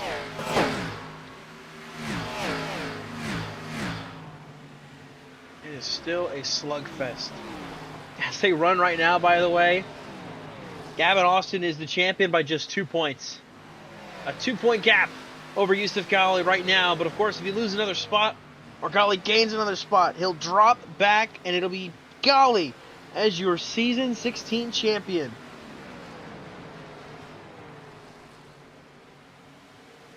It's going to come down to it here at Charlotte.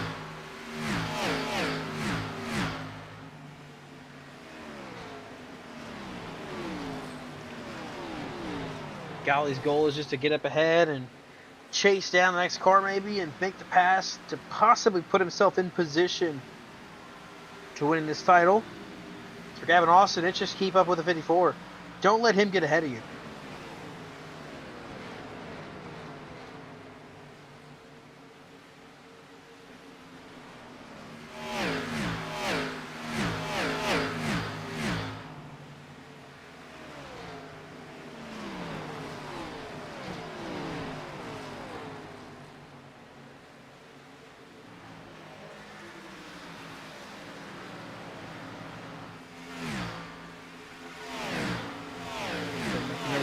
This time, Dylan Parker right there on Gavin Austin's tail, and this could be big for Yusuf Ghali.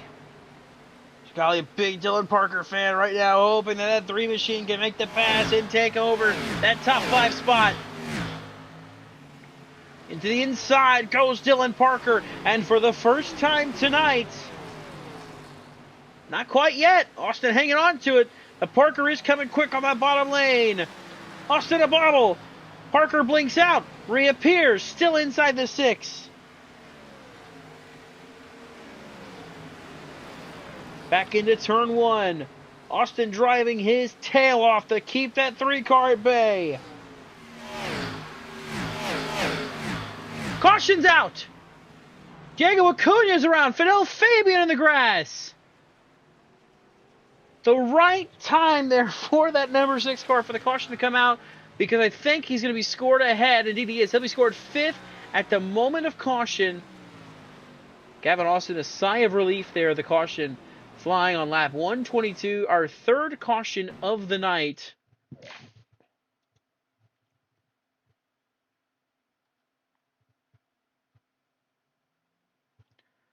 Looks like it's a moment off of turn number 4 for these 2 drivers. Cunha gets loose, and Fidel Fabian just right there. Contact made, and they slide through the infield. Fabian blinks out, then reappears. Cunha sliding through the grass all the way, and the caution flag is triggered. That's the line that I want. See right here, that wall hit, and around they go.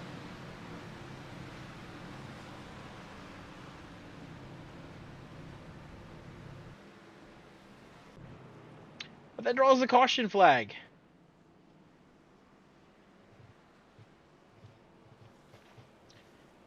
So as things stand right now, we've got 20. You see a lot of cars all opting to come to pit road. Nobody wants to stay out with the leaders coming in.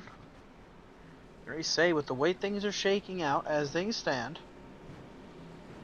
it's going to be a fight to the finish of this one. Still got almost 100, almost halfway this time. Long way to go. But we had one stay out. Mr. Brett Bennett electing to not pit. Watching pit road to see how the field does. Gabriel Dehari is rolling off pit lane. We'll see if he maintains the lead. It looks like he's not going to. It's going to be Wyatt Roberts who takes the lead off pit lane. Over to Dehari, Bridger Olson, Dylan Parker. I don't think Wyatt took tires. I'm thinking fuel only. Same with Ricky Kugel. A couple of drivers maybe saving a set of tires here. Might be the same reason why Brett Bennett stayed out, to save a set for the end of this race.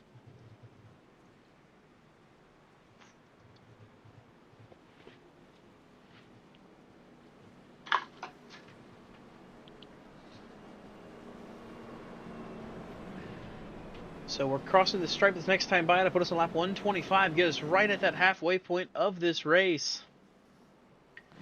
Yusuf Ghali got out of Flair in 9th place, Gavin Austin in 10th, but they're going to be in the mix of some cars that did not take tires. compared to them.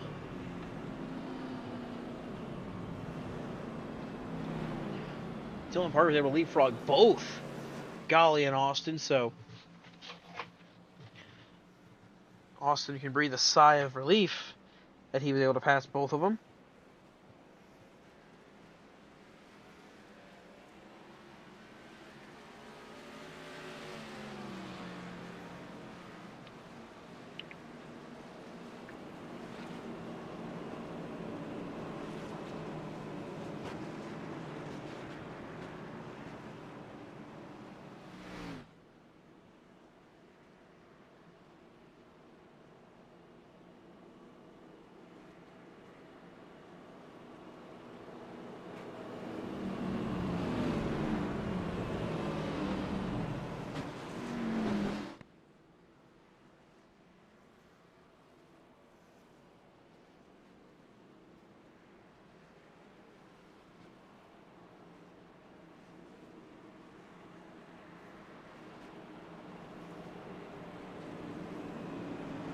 So we're doubled up. Brett Bennett is your race leader. Wyatt Roberts is second. Then it's Richard Olson, Gabriel DeHari, and Dylan Parker. They are your top 5.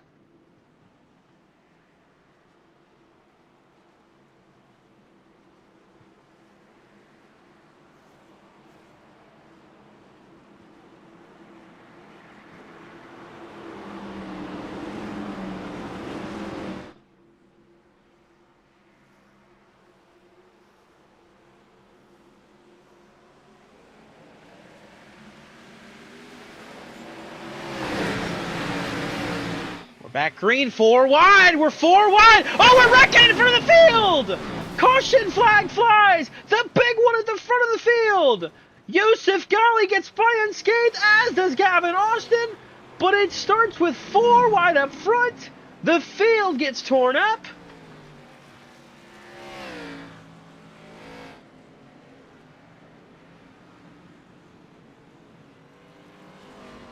I look away for a split second. We cross the halfway point, and we wad them up. Man, oh man. We're taking a look at the VRA replay. This is going to take a lot of looking at because it all starts in the front row on older tires. Bennett didn't pit. Roberts came down and took no tires, but took fuel only. And, of course, it stacks the field up. Everyone trying to take advantage. Gabriel DeHari to the outside. Bridger Olson on the inside. Contact made here between Bennett and Roberts. Olson nowhere to go. Ben Baffer gets it. Dylan Parker. And you see the field just swept up in it all.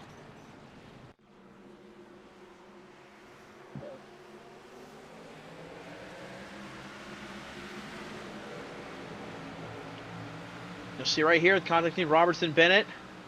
And just send him into Olson. And you see the field just stack up in it all. But we got 2 rides we're going to take. Number 1, we're riding with Yusuf Ghali. See how he makes it through this wreck. From the inside lane, a little bit easier because they wrecked to the high side and he's able to clear. No problem, but how about how Gavin Austin, well, he made it through somehow unscathed. We'll see if he does.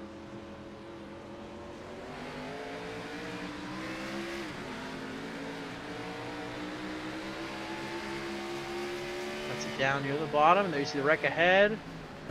Just like that. Wow! Just missing Dylan Parker back across the track.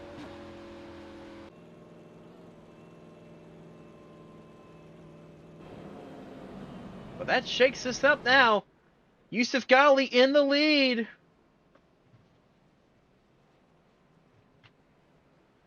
And the way this point system works, if you win the race, that's a big point swing in your favor. A win is 50 points, second is 40. So as it stands right now, I mean, Yusuf Ghali, even if Gavin Austin got to second place, Yusuf Ghali would be your champion. He leads the points right now as the race leader. Still a long way from over, though.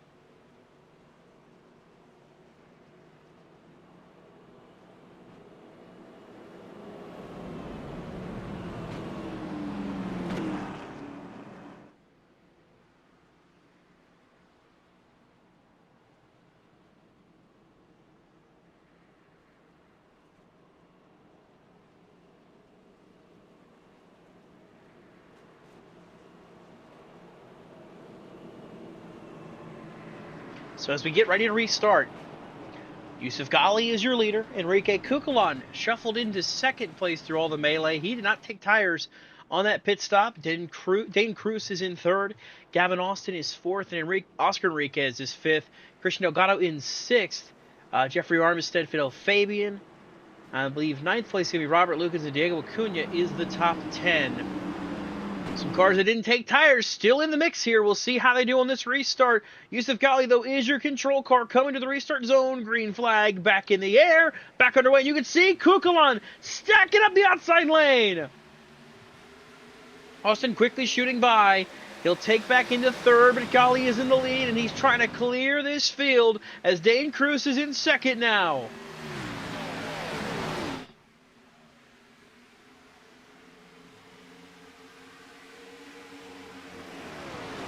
Making their way through 3 and 4. Gavin Austin still right there with Dane Cruz. Gavin Austin's best friend would be if Dane Cruz could take the race lead away from Yusuf Ghali, because that would give Gavin Austin the title. Gavin Austin trying to the inside of Dane Cruz. He'll go to second place now.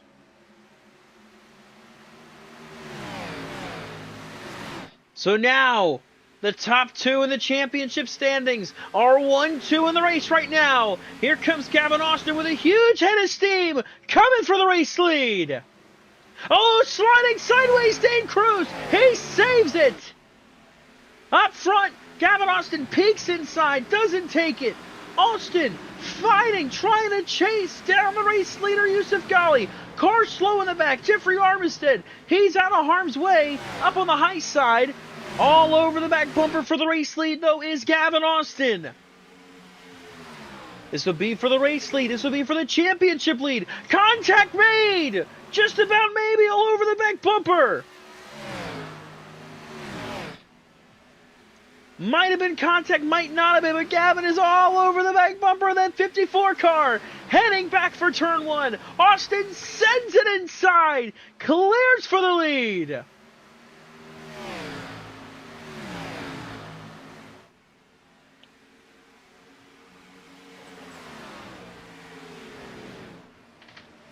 That could be a championship deciding move, but we'll have to see in about maybe another 118 laps. 117 to go with the line this time. Still so far from over. Still so much racing left. Anything can happen still. But for now, Gavin Austin is in the lead. He's going to try to check out and pull away from Yusuf Ghali.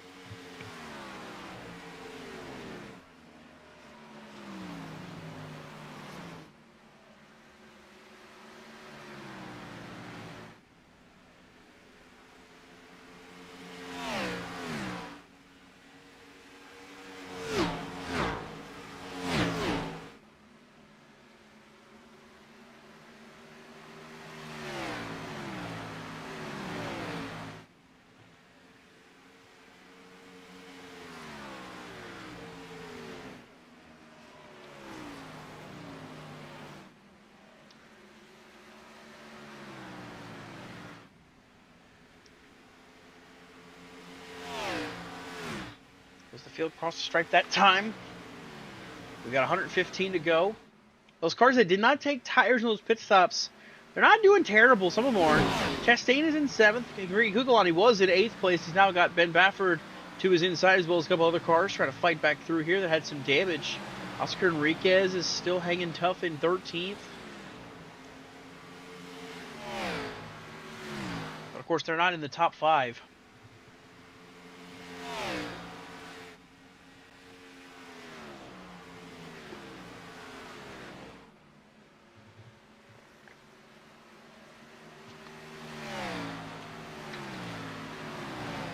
You can see how big of a gap already Gavin Austin has opened up on Yusuf Ghali. 1.3 seconds and trying to gain. Gavin Austin's goal is literally get out ahead and get out of town. Put enough of a gap to where when the pit stops happen, it's not really much of a difference maker. You can see Fidel Fabian is in 3rd place right now. How about this run here for that 26 camp? All over the place throughout this race, from the front to the back, and Right now running in third. Great run going so far for Fidel Fabian. You can see the paint scheme. Of course it loads up on the ticker and everything, but it doesn't show in the car. The car is supposed to be running. I wish it was showing up on his actual car. But he's in third right now. Doing a good job running up here now in the later goings of this race. As Kukulon still trying to hang on. He's back to 11th now as Robert Lukens goes by. Now Robert Lukens shuffling into 10th place. How about this run here for the 33 camp to close out season 16? A long-time driver here in the Slide Job Racing League is Robert Lukens. We've been calling his name since all the way back in season 9, I believe. The first season I took over broadcasting here for the Slide Job Racing League. I've been calling him out races for quite a while. I think it's been almost 3 years, maybe 4 years. It's been a long time since I took over Slide Job, and it's always good. Robert Lukens is a great guy. I've loved interacting with him, everything I've done. And he always runs the same scheme. He runs the Skull Bandit, and I love the Skull Bandit. An amazing scheme, of course. The Skull Bandit, I think of Harry Gant. But that 33 car out there rocking and rolling here tonight. In the top 10 now in that 33 car. Great run going here in the later middle stages of this race. But Fidel Fabian is in third. He's got Christian Delgado chasing him for that spot in the battle for the lead. The gap is closing now, only 0.8 of a second between our championship contenders. How fitting it is that the same year that NASCAR kills the win you're in and the Final Four race where the champion is determined by who finishes best in the top 4, we essentially get down to that in this full season format. We had 15 races to run, 14 through, and we're all over halfway through the 15th race, and the top 2 in points that are only separated by 1 position are currently on track first and second. And right now, the higher of those 2 would be your champion as the race leaders. And like I said, if they fall back, if they don't win this race, if Gali doesn't win this race, he has to finish 2 spots ahead of Gavin Austin. So if he finishes second, Gavin would have to finish 4th, 3rd to 5th, and it kind of goes down. It trickles down, and then it gets a little bit more complicated the further down we go because of the way the points run. It's a really weird system.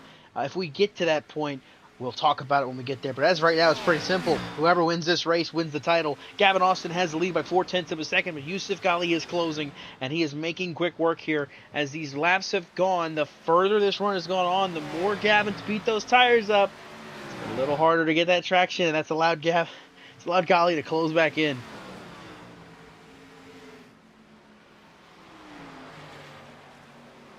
Mention it, Gavin was so far behind Yusuf Gali for the points lead.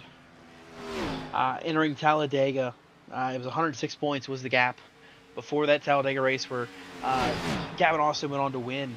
Gali had a pretty convincing 76-point lead entering Sebring earlier this season, just 4 races ago. The opener of the chase, or the second round of the chase, I believe. Pardon me. And Gavin Austin went on to win that. Yusuf Gali finished second that race. Kept that points gain at a minimum, but then Atlanta happened. Then Pocono happens. And now it's a battle mano-a-mano between these 2, and Gali now sitting into the inside of Gavin Austin. Can Gali recover and complete this season, what has been his title to lose? Now he tries to take back from Gavin Austin.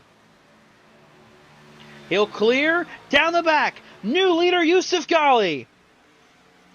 Coming around next time by 105 laps left to go in Season 16 of the Slide Job Racing League. And now it's Yusuf Gali back in front both in the race and in the championship standings.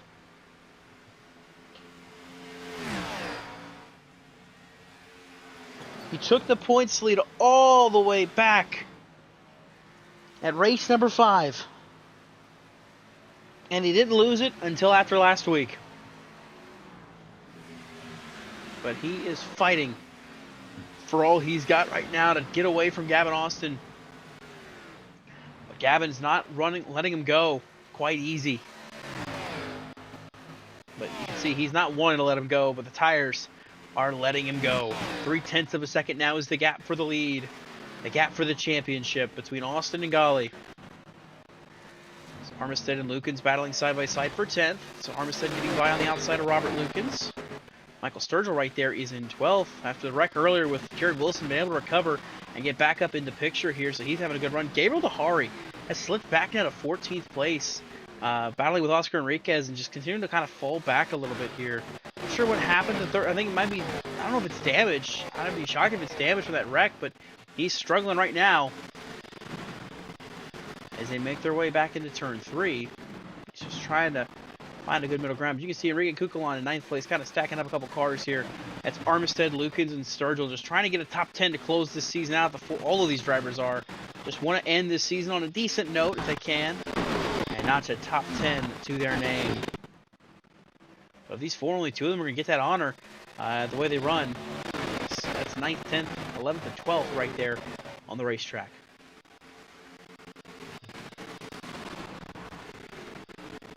Ahead again for 3rd. Fidel Fabian holds the position. He's got Delgado not far off.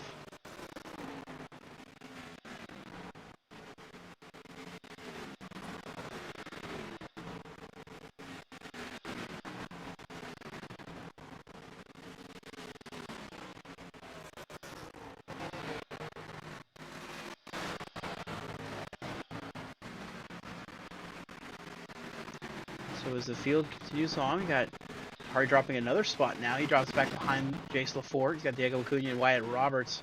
That'll be the next cars to pass him. Just struggling right now in that number 36. And other cars kind of struggling. Ben Baffert. See the damage on that right side. He got the wall in that wreck. Brett Bennett, he got a pretty good chunk there. And that's going to allow Cucalon and others to try to capitalize on the damage 23 to pick up another spot. He's just trying to hang on to it for dear life, but these guys are a-coming, and they are a-coming fast.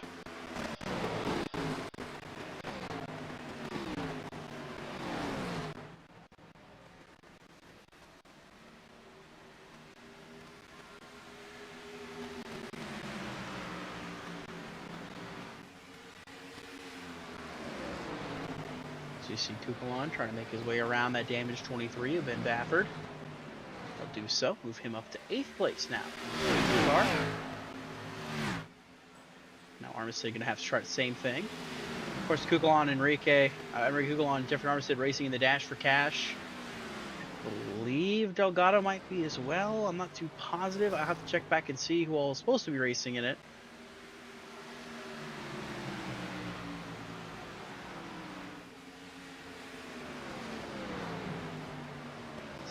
It was Bennett, Chastain, Armistead, Cucalon, Steiner, Kruger, and Roberts. Kruger and Steiner did not make it tonight. Bennett wrecked out. Chastain, I think, might also be damaged and not... Oh, no, Chastain's 6th. What am I talking about? That's what I get talking, right? Chastain, I believe, is the leader of the Dash for Cash right now. So in 6th place is the 12 machine, looking to see if he can pick up some extra moolah in this season. Running in 6th place. Great run tonight, too. Just looking to get something good, some positive momentum entering season 17 is this 12 team. Doing a good job, though. Doing right what you need to do. Running in the top 10. And right now looking at a chance to win the Dash for Cash.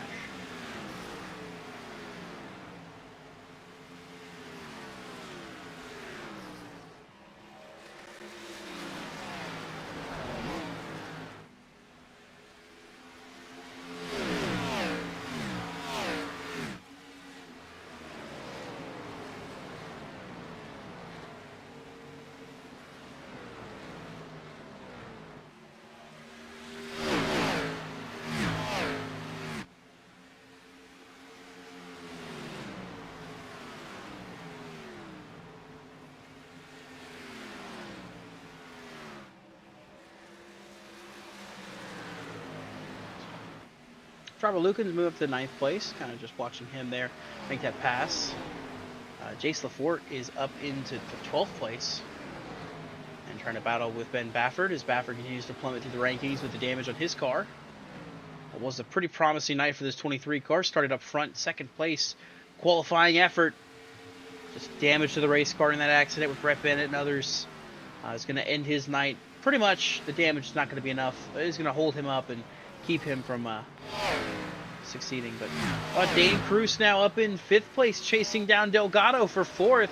He could have a shot at the podium here in tonight's race as he makes his way through 3 and 4 behind that 03 machine. He's trying to put pressure on him and see if he can't maybe get a move work in here to make that pass for 4th. And then he's got Fidel Fabian not far ahead in third.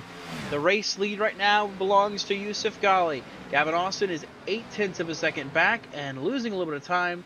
Right now, 94 laps to go. Just 94 laps left here in the season. Pit stops will be coming up likely soon. We're going to take one more side-by-side break, but please don't go anywhere.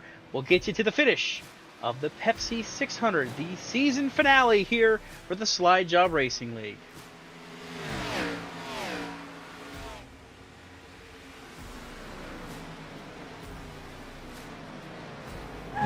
Hey, track bar's broke and you keep jumping out of gear. What do you want to do? Can you feel it? Can you feel it? Oh, can you feel it? Can you feel it? Oh, Coca-Cola. Should probably go. Can you feel it? Can you feel it?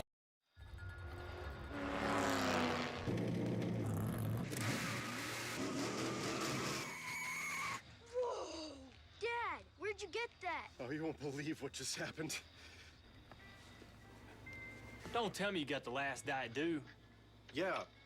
I love the taste of Diet Dew. What do you want for it? Deal. Diet Mountain Dew. Yeah, it tastes that good. Hey, Hotshot. Meter's running. So, Ginny, what makes you an awesome different driver? Well, there's a lot to it. Man, it's a rush. So what makes home selling with OfferPad awesome different? Oh, so much. But with OfferPad, it's a lot more home selling stuff and a lot less bumping into people. I don't bump into anyone. Home selling with OfferPad is awesome different. Request your free cash offer today at OfferPad.com. Man, running out of hot water, that's like running out of gas during a race. You got that right. That's why I'm getting a Richmond water heater, man. They're dependable. A real winner. They got everything here, too. And the prices, they're low. Come to Menards. Check out our huge selection of Richmond water heaters in stock today. You'll save big money now. Low prices, lower energy cost. Man, what an awesome store. I'm proud to have them as a partner. Let's go win some races for Menards. Let's do it. Save big money at Menards. So how's that new Mahindra tractor, Tony? To be honest, Chase, there's nothing more satisfying than working my land with this Mahindra. Well, nothing outside of being Rookie of the Year, winning 62 races, 3 Cup Series championships, securing dozens of sponsorship deals, getting inducted to the Hall of Fame, getting married to a wonderful woman, owning a racing team, hanging out in my trophy room, you know, awesome stuff. Yeah, what? Can't hear you. Mahindra, the official tractor of Tough and Stewart Haas Racing. Practice went okay, but if he keeps pushing like that, what are you gonna do? Here we go. Can you feel it? The taste of Coca-Cola. Can I get your autograph? Yeah, sure. I can't wait to show my grandson.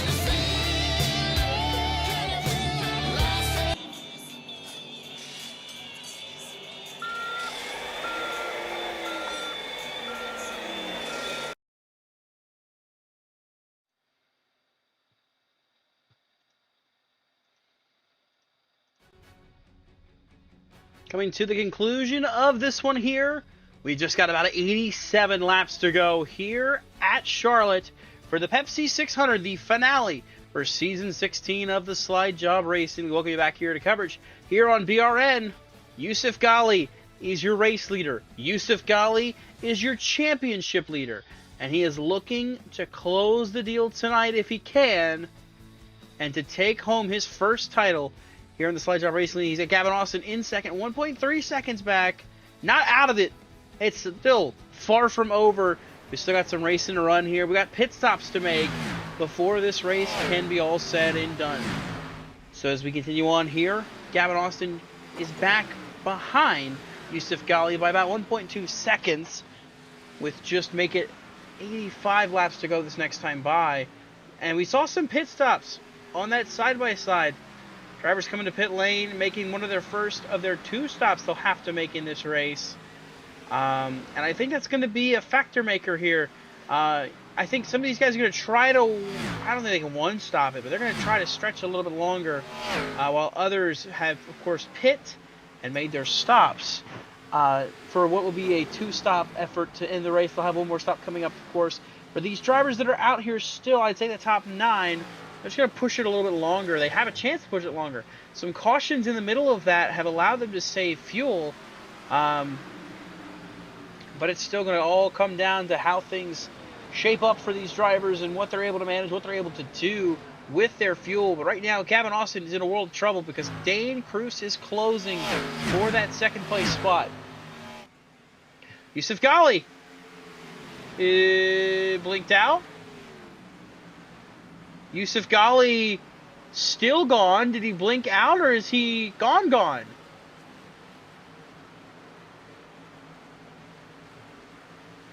Yusuf Ghali is still out. Oh no! Yusuf Ghali dropped connection here. Oh my goodness!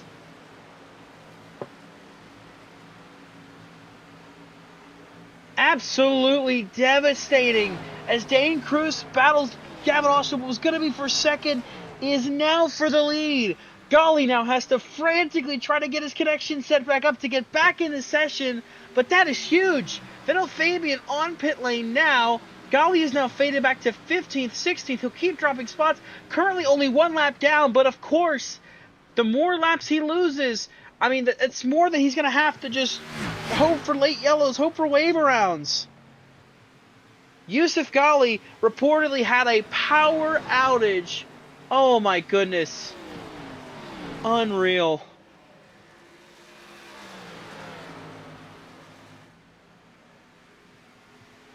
Man, such a fun battle for the championship. It's going to end like that.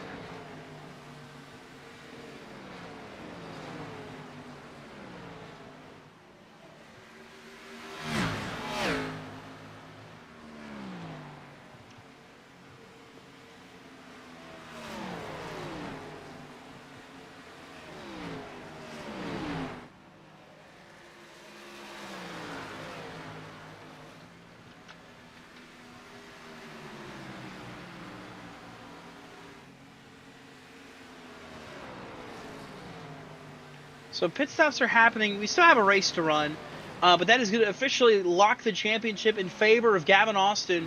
So running in second, we can officially crown him your Season 16 champion. What a comeback it was for Gavin Austin.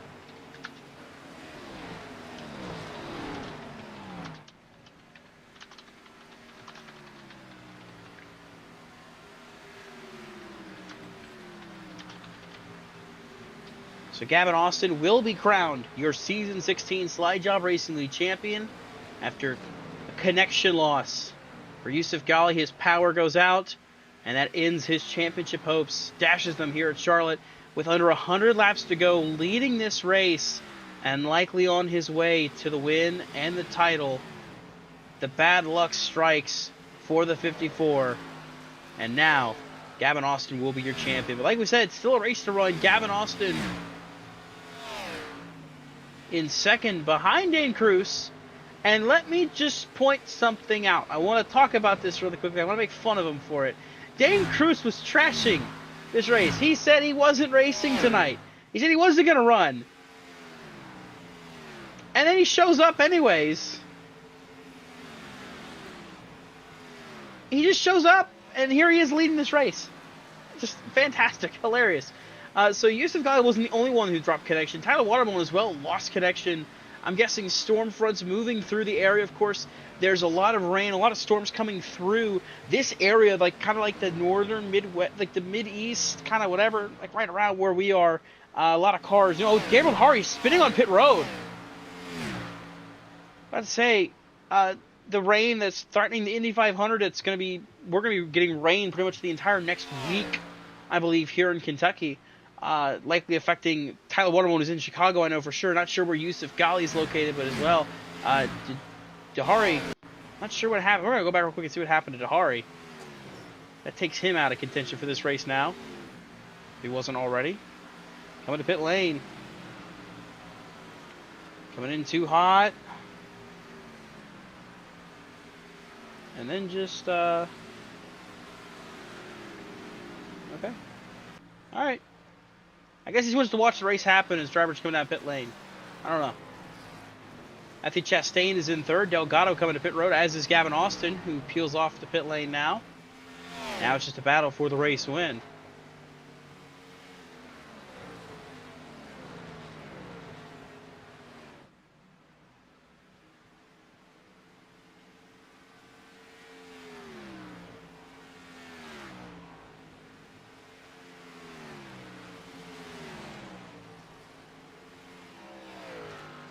Dane Cruz pulling out pit lane.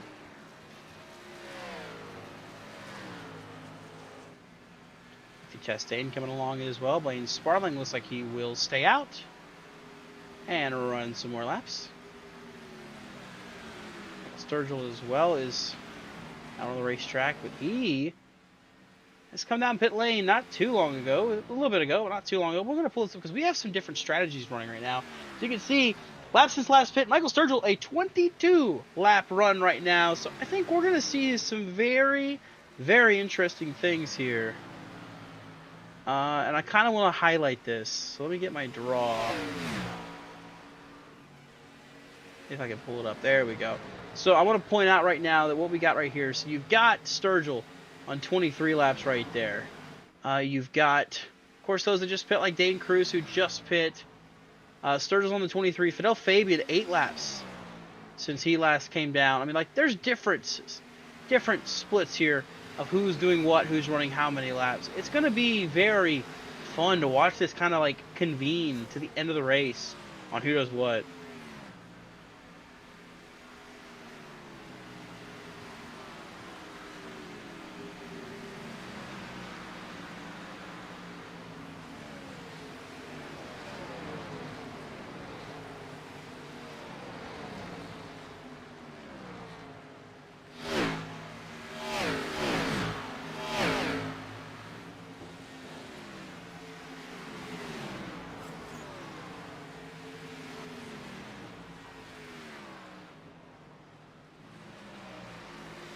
Blaine's probably going to pit lane.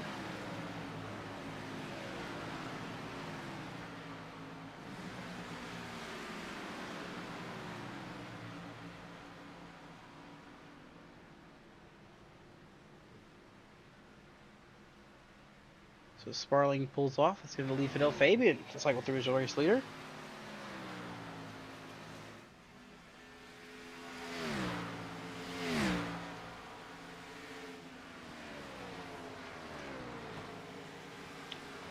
Meanwhile, in New York, the Knicks were down 22 points to the Cavaliers. They tied it up at 101. They went into overtime. It's currently 110-104 Knicks with about a minute 19 left in overtime. Cleveland was up big and suddenly have fallen apart. I would attribute that to playoff James Harden. Sturgill's got Gavin Austin making the move on the inside. Dane Cruz is in second, well ahead of Gavin Austin.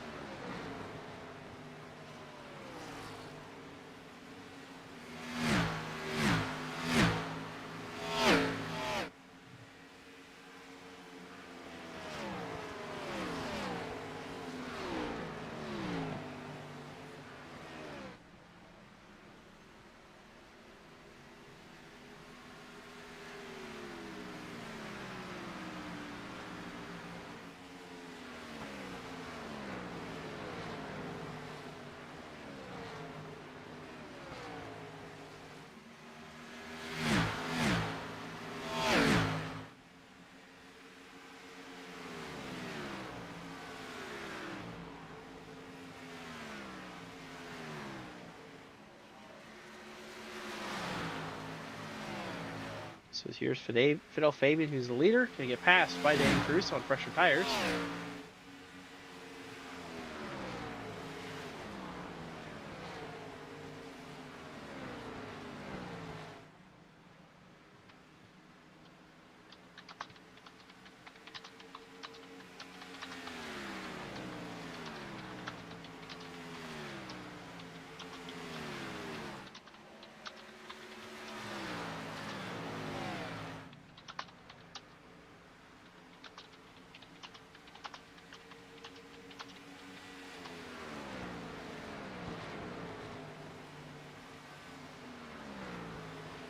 Austin's going to quickly catch and pass Fabian. He's still going to be about a second behind Dane Cruz for the race lead.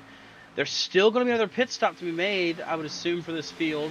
So we're not out of the woods yet in terms of making it to the end of this race on fuel. See Austin quickly approaching Fidel Fabian.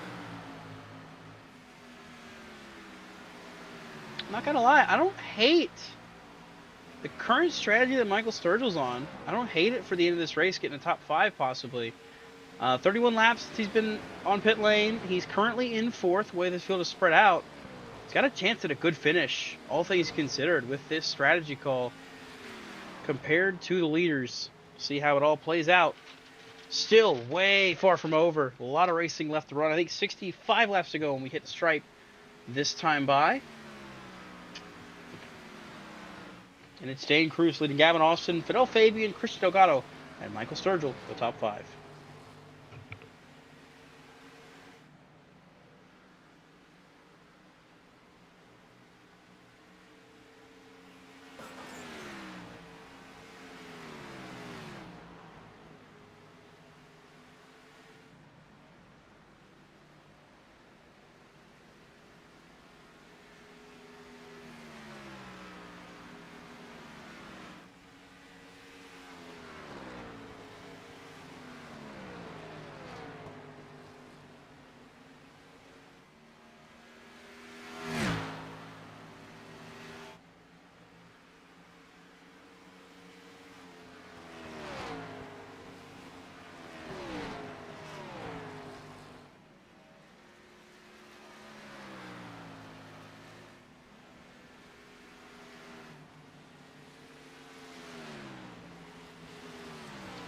Out for 10th right now, Diego Acuna has it. Robert Lukens is not far behind. Same with Oscar Enriquez, looking for a return in this race to get a top 10 in his first race back. At BRNJosephSwrigley.com machine. Of course, Enriquez has been on a bit of a sabbatical from iRacing for a while. Comes back tonight for his first race here in the finale. Just kind of getting back into the feel of things, getting back in the swing of it all, and right now having a decent run. Right now getting passed by Blaine Sprawling on fresher tires, but 13th place is where the 56 car falls. Looking pretty good here. All these considered on what might be limited practice time, but Enrique Cucalon, the guy who convinced him to come back, currently in 7th. He's got to chase down Matthew Chastain, who's in 5th for that dash for cash. 12th car currently holds that honor. He'll be getting the payout at the end of this race when all is said and done. But that battle for 10th, here comes Blaine Sparling now, chasing down the 40.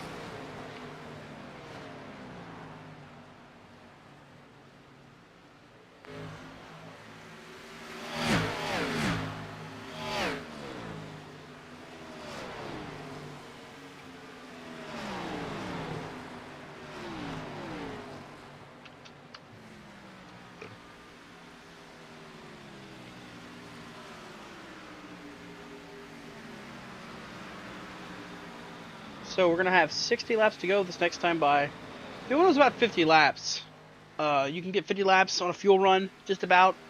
So obviously when we hit lap 201, we'll be at that window for that final stop to happen. We'll be right there at it. Michael Sturgill is going to be pushing it close. So we got Jeffrey Armstead and Jason Lafort battling for 8th place. Good run for both drivers. There's smoke in the infield. Sure who went for a spin.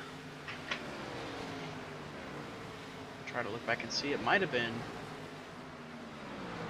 Dylan Parker. Or maybe not.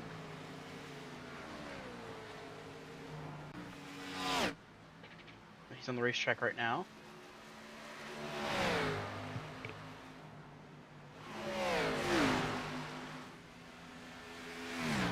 Blaine Sparling making the move on Jeffrey Armistead for 9th place.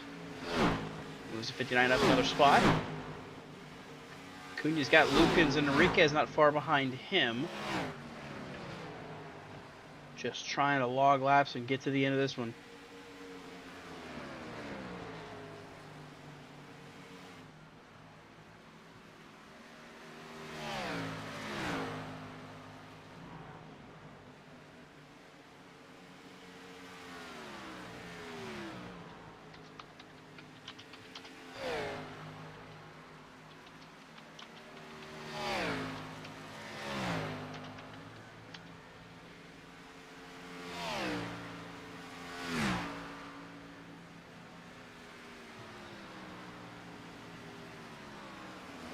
Sparling takes over 8th place, continue to march forward. Of course, these fresh tires going to make him feel pretty good for now, but once the tires kind of wear back in, he'll kind of equal out where he's at.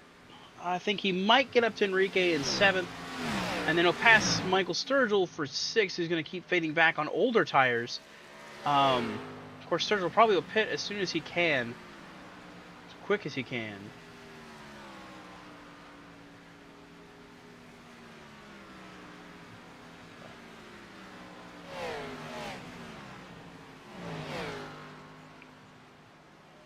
Field continues on here. 55 laps to go, and Dane Cruz crosses the stripe next time by. Dane Cruz, who claimed that he wasn't even going to race this race. He was adamant he wasn't going to run tonight. He's like, I don't like the car. I don't like the track combo. I don't like the setup. He didn't like anything about this race. And yet he still shows up, and now he's leading this race with just 55 laps to go. Dane Cruz has a chance to win this one here, but he's still got one more pit stop to make before all is said and done.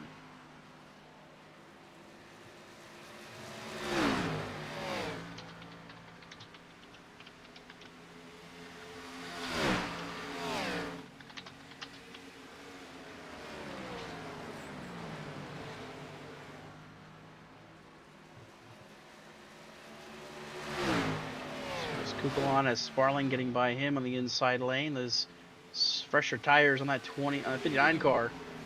Gonna make work quickly, maybe, of Kukulon. And I'll show you that split difference right now. You can see the differences, different strategies working on the tires. Yeah, guys like Dane Cruz, Gavin Austin are in that same kind of strategy thing with Chastain and Delgado. You've got a slightly different one being run by Fidel Fabian. It's a little bit different compared to the rest of the field. I would say he's probably in the same range as Kukulon and Armistead. And then you got a guy like Michael Sturgill. 43 laps since he came out. And then I'll put another color up, one last color up, and that'll be for Blaine Sparling in that number 59 car side by side with Kukulon. You see the difference there, how few laps he's had to run so far. Just a difference here made between these drivers and trying to make their strategy work to the end of this race. Saw a car pulling off pit lane. Looked like that might have been. Looks like actually that's going to be a lap down car. Ben Bafford coming off the racetrack trying to catch Dylan Parker for position. These two on the same lap. So they will be battling for 17th place. So we've got only 18 cars on track out of a starting 32. We had a big accident wipe out a bunch of cars. Of course, connection issues for 2 drivers and other incidents that have taken other drivers out. But this is a battle for 17th place. Dylan Parker, Ben Bafford battling down the back straightaway. Oh, Bafford gets in the back of Dylan Parker. Jeffrey Armistead going to let these guys go. Currently in 10th place is the 14 car. You see Bafford going to send it on the outside. Oh, a little sideways there. As Dylan Parker will drop back to 18th. Fresh tires on Ben Bafford's car will put him ahead. Dylan trying to get there. Be right on his door. Oh, contact between the two.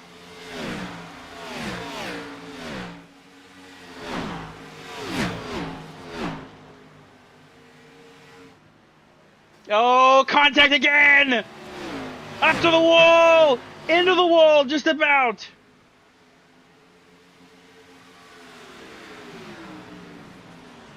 Parker drives it in deep in the inside lane. That run on the outside by Bafford. Sparling up against the wall right there. It's going to help Dylan Parker.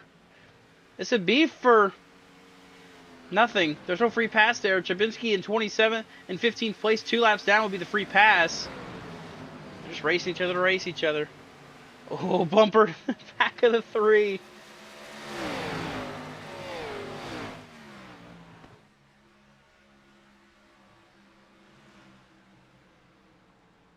Bafford trying to charge it in again on the outside lane. Dylan on the bottom. Bafford gets by. And Baffert will now check out. Dylan Parker has no chance. See, Michael Sturgill is on pit lane. The 90 machine comes down pit road. So he'll be one of the first to pit. Wyatt Roberts coming down as well as Baffert and Parker again.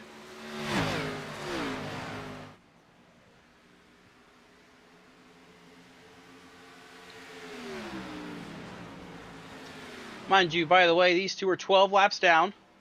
Crossover there from the 23 car. They're just having fun at this point, but just, man, I really hope they do not bring a caution out here, because that's the last thing we want to deal with, is seeing these two that are 12 laps down bring out a caution for the field that has run green for a while thus far.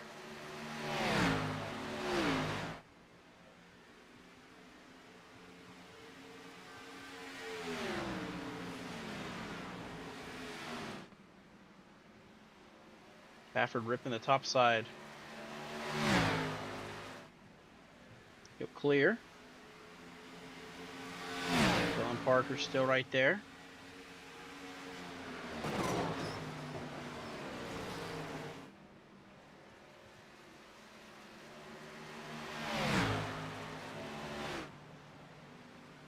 Sparling right there on the back bumper. Kukulon back behind. Lafort has Armistead breathing down his neck as well for positions on the lead lap.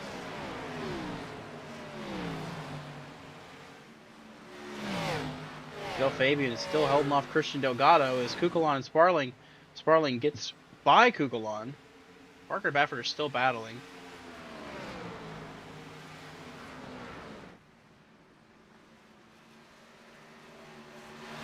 Kukulon and Armistead are on pit lane now. So is Chybinski.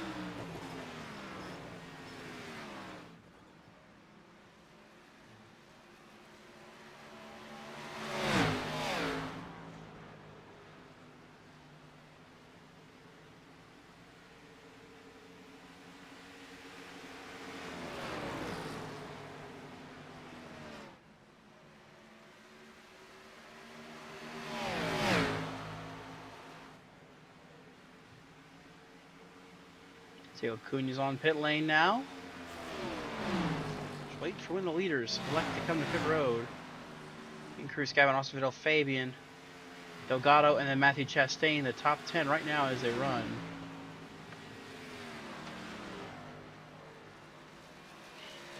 Kukulon going by Dane Cruz now on pressure tires.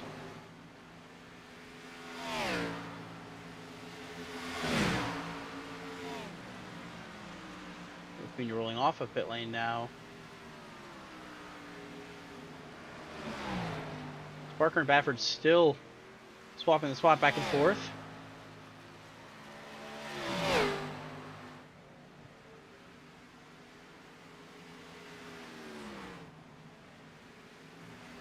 Just waiting for the leaders elect to make their final stop of the night. Wyatt Roberts going to blow the doors off Dane Cruz. Oscar Enriquez from 9th place. He's coming to pit lane. Michael Sturgill is currently the first car on track of those that have pit. He's in 10th place. He'll take 9th away from Enriquez when he comes around and passes him.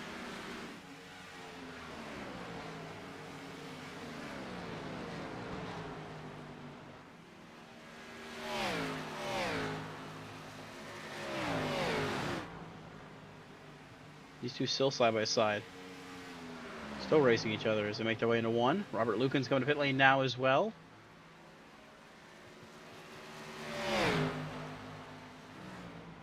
Oh, contact between the 23 and the 3. Dylan Parker into the wall.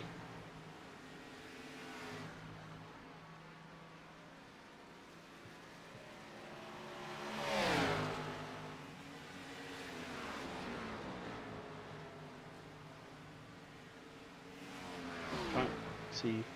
Jace Laforte's pitting this time. Del Fabian, Christian Delgado, Matthew Chastain right here tight together for what could be a podium position. The battle between these three drivers. Fabian holds 3rd place.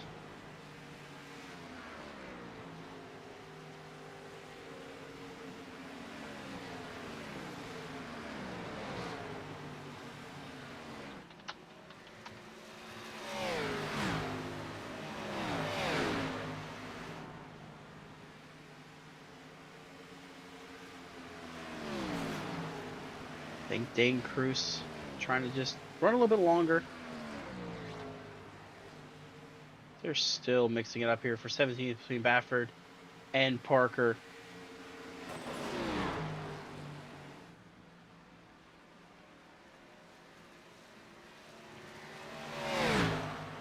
Oh, Baffert hits the wall. Just about got into Parker. He goes through the grass.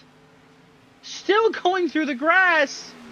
Side by side, these two go. They're up door to door. They're up against the wall. They're into the wall.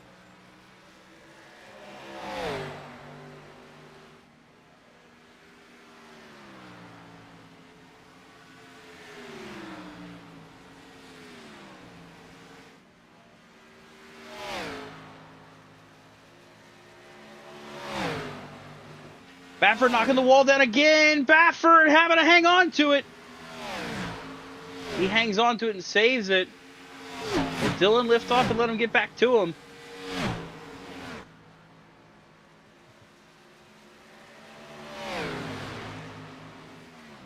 And this just... It gets to a point now where I just want them to stop.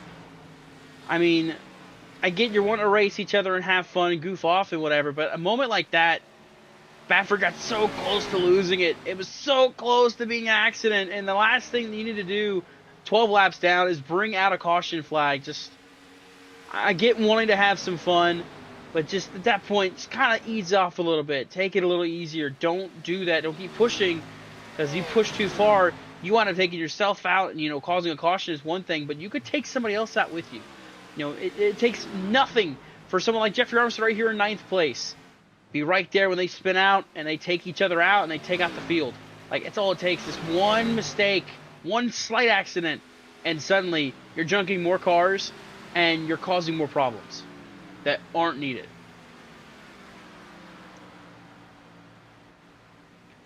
So the leaders still haven't pit yet. We're coming on this time. 34 laps to go with the line this time.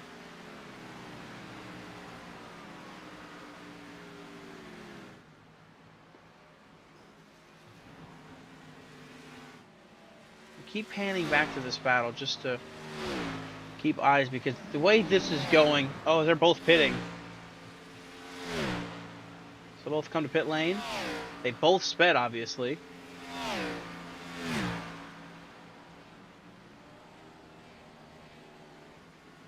Matthew Chastain chasing down Fidel Fabian for third.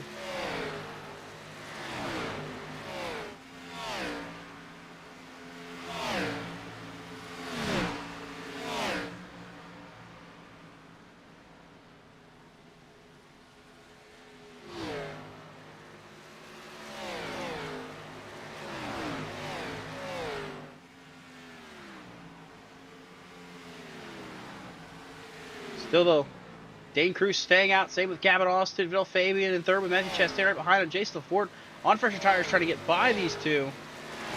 It looks like Ben Baffert has disconnected. So that will end that. Chastain now going for third.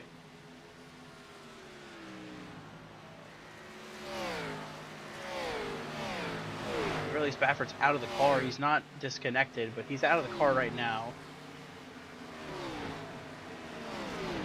Chastain to third, on the podium now, over Fidel Fabian. And here's coming to pit road now. Fidel Fabian slowing down, the first of the top 5 to blink. He comes to pit road for the final time tonight, coming to 31 laps to go. When does Dane Cruz pit? When does Gavin Austin pit? I think if you're Gavin, you have to try to pit before the 1 car.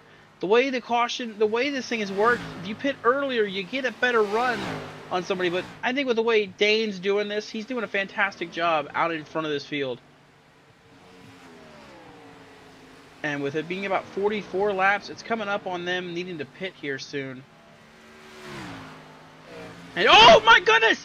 Delgado sliding to pit lane, hits the pit barrels. No caution will fly because of it, but it'll end his night. He was coming to pit lane, lost it on the apron. Of course, that's a bad angle. We'll bump it back to this angle here. See it right here.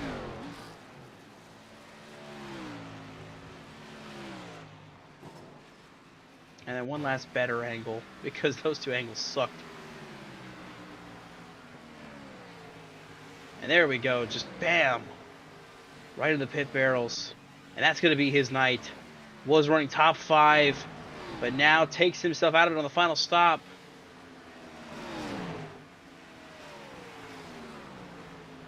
So now it comes down to when these drivers make their final stops of the night.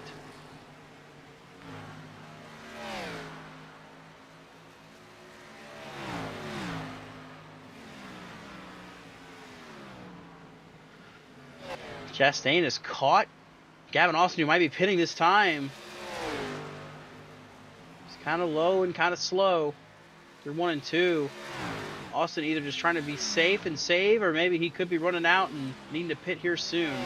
See 47 laps as he giving up pit road, sliding up the track. Gavin's coming. Needs to back it down. Doesn't matter about the championship. It's all about just winning the race now. He'll come to pit lane before Dane Cruz does. Dane, I expect to come in the next lap or two.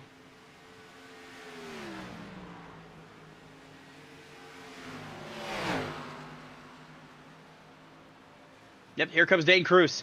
Coming to pit lane now is the race leader. And as he does that, Matthew Chastain will likely come this time as well. He does.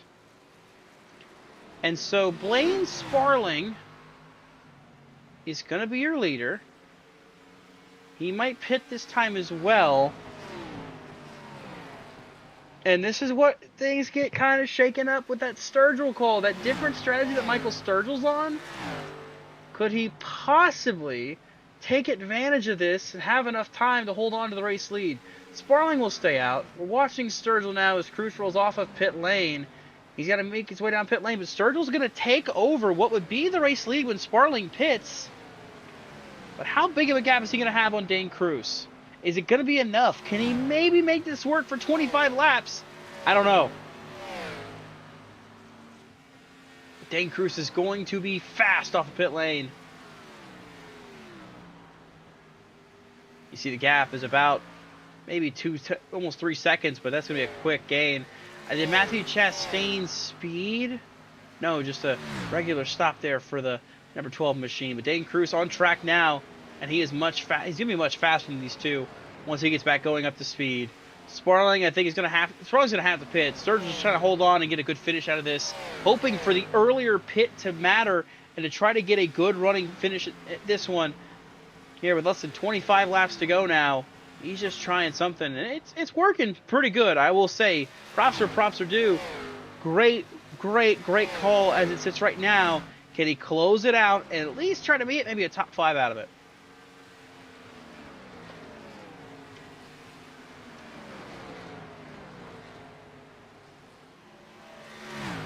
He makes his way. You see Dane Cruz just rolling up like a rocket ship. The cruise missile going to quickly close and then pass the number 90 car of Michael Sturgill. That'll be for the race lead when Sparling pits. Sturgill just going to look to see if he can hang on. Speaking of, here comes Sparling now. So Cruz will take the lead. Sturgill is in second, coming around to 23 laps to go this time. Sturgill's hope, basically, is just to hold off anybody who gets, or hold off as many cars as he can, and maybe get a top 5 out of this. But it's going to be hard. Fabian is in third. Kukalon is fourth. Gavin Austin now making the move on that position. Issue for Sparling's going to be he's got no time to come back with the fresher tires. Okay, so the update is that Michael Sturgill is a Dash for Cash driver. That I was not aware of. So Sturgill with a different strategy. He's going to be battling with Jeffrey Armiston, Enrique Kukalon, and Matthew Chastain. All sorts of different strategies for these drivers. I think Chastain might get to Kukalon and Armistead, but can they catch Sturgill first? It's Gavin Austin catching Fidel Fabian for what's going to cycle through as being third. Maybe second if they can catch Sturgill. They're not catching Dane Cruz at all. They're not going to catch the race leader, barring a caution. It's what it's going to take to catch the number 1 machine out front. Dylan Parker, of course, has one back out. He's run a couple more laps to put himself ahead of Ben Baffert for good. And he is now on the pit lane, facing backwards. Just kind of looking around before going ahead and calling it a night. So All is good there.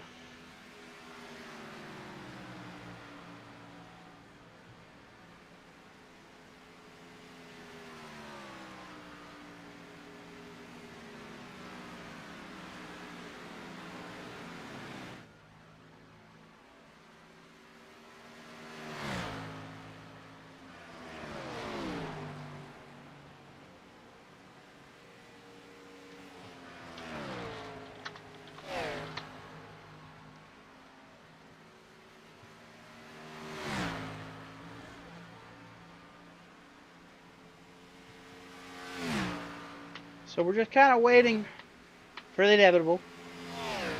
Dane Cruz leading this field with not too much left in this race, making about 18 to go next time by. Gavin Austin will get by Michael Sturgill for second.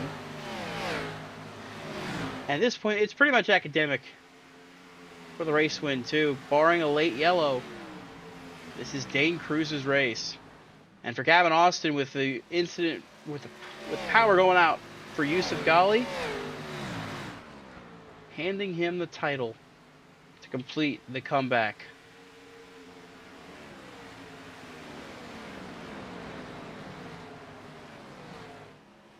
Dane Cruz hasn't won this season. Looking for his first win of season 16. Of course, picked up a win last season, a couple of them, winning at Auto Club and then the Chicago Street Course. So for old Dane Cruz, this will be win number 10 to his name. That is going to put him tied for 4th all-time in career wins here in the Slide Job Racing League. Guy who can do it all and has done it all everywhere is looking to close this one out here if he can.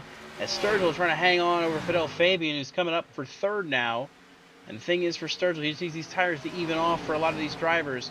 Matthew Chastain has gotten up to 5th, and he is not far behind that battle for 3rd, closing rapidly.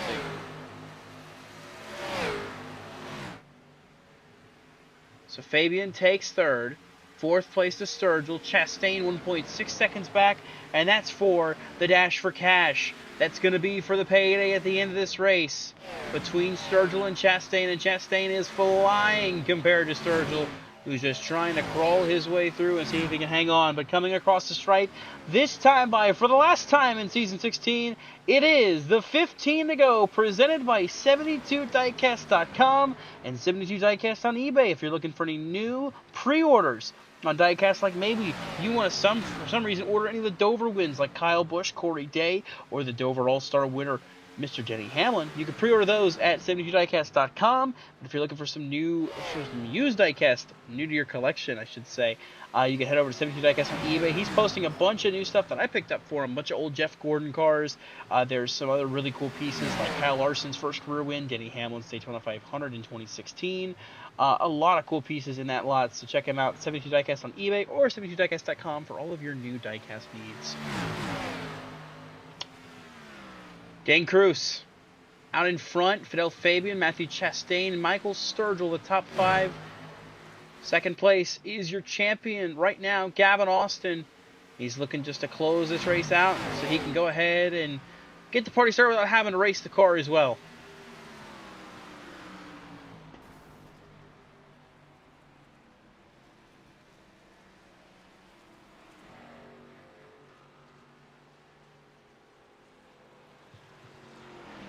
Caution! Oh my goodness. A caution flies with 13 to go.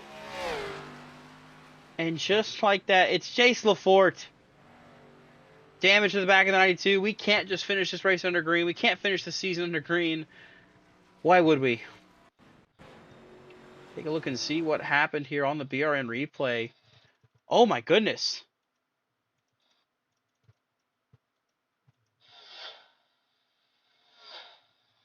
So this happens on the exit of turn 2. This is Chase Lafort, 92 car. Just on the apron, down the track.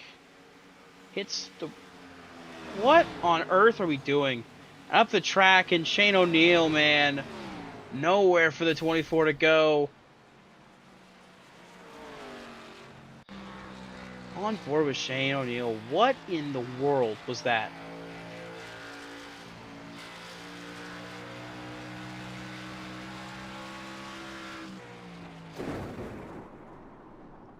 Not really expecting a car to just stop right there on the straightaway, but.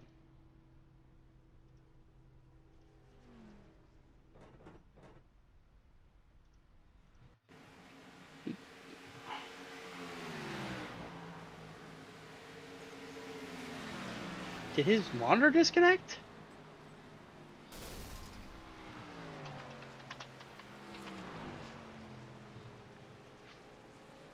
Oh, his screen froze. Man.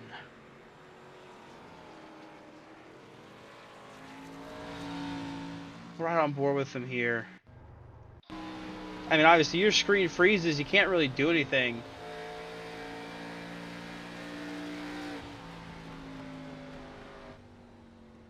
You see, he's just... You can see right there. Yeah, he's just trying to hook that wheel to the left. He is just trying to get off the track. He's trying to stay out of the way. Oh, man. That is just... Oh, my God. Well, we're going to have a late race restart now.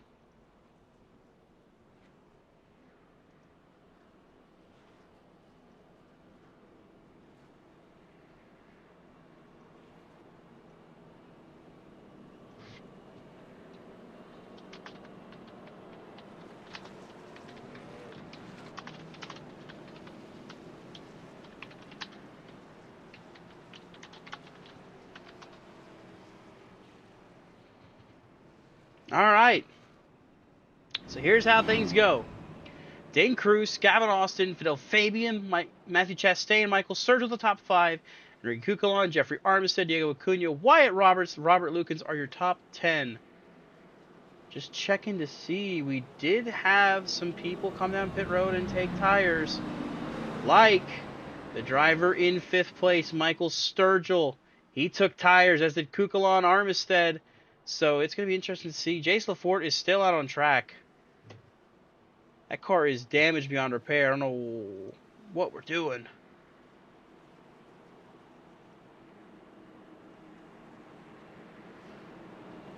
But we're going to restart this race. Why not? With 10 laps to go in the season. The championship has been settled. It's going to be Gavin Austin's first title, and it's coming home to the 6th camp. But the race win here at Charlotte, it's still up for grabs. Still plenty of guys seeking their first career wins here in the Slide Job Racing League. And some fresh tires further back. We'll see if it plays a factor. Dane Cruz, Gavin Austin heading for the Geico restart zone. They're going to mash the gasket. It's back to racing. 10 laps to go here at Charlotte.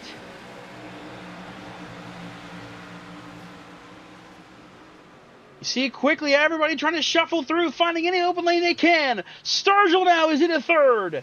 Oh, Cucalon a little loose up on the high side. Sturgill and Chastain, they're racing for the dash for cash, but the fresher tires too. They're going to try to race for the win. Sturgill on the outside, sideways is the 90.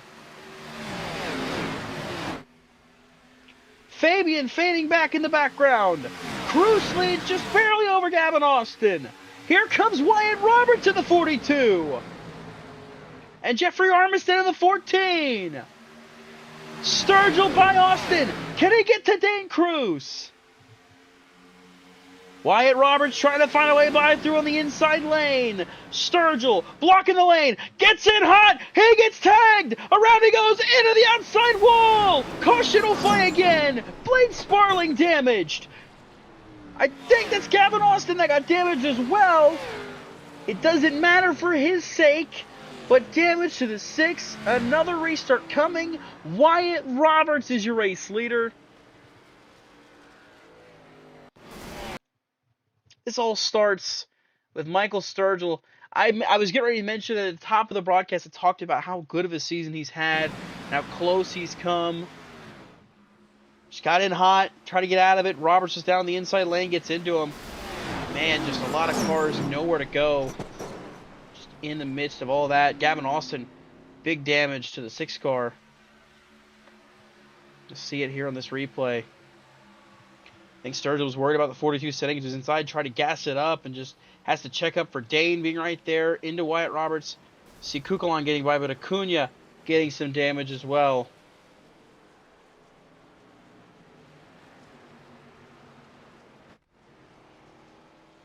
Right on board with Diego Acuna.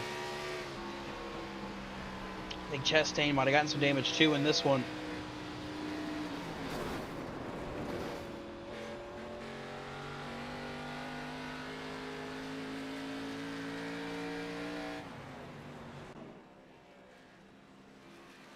So, this field shakes back up again.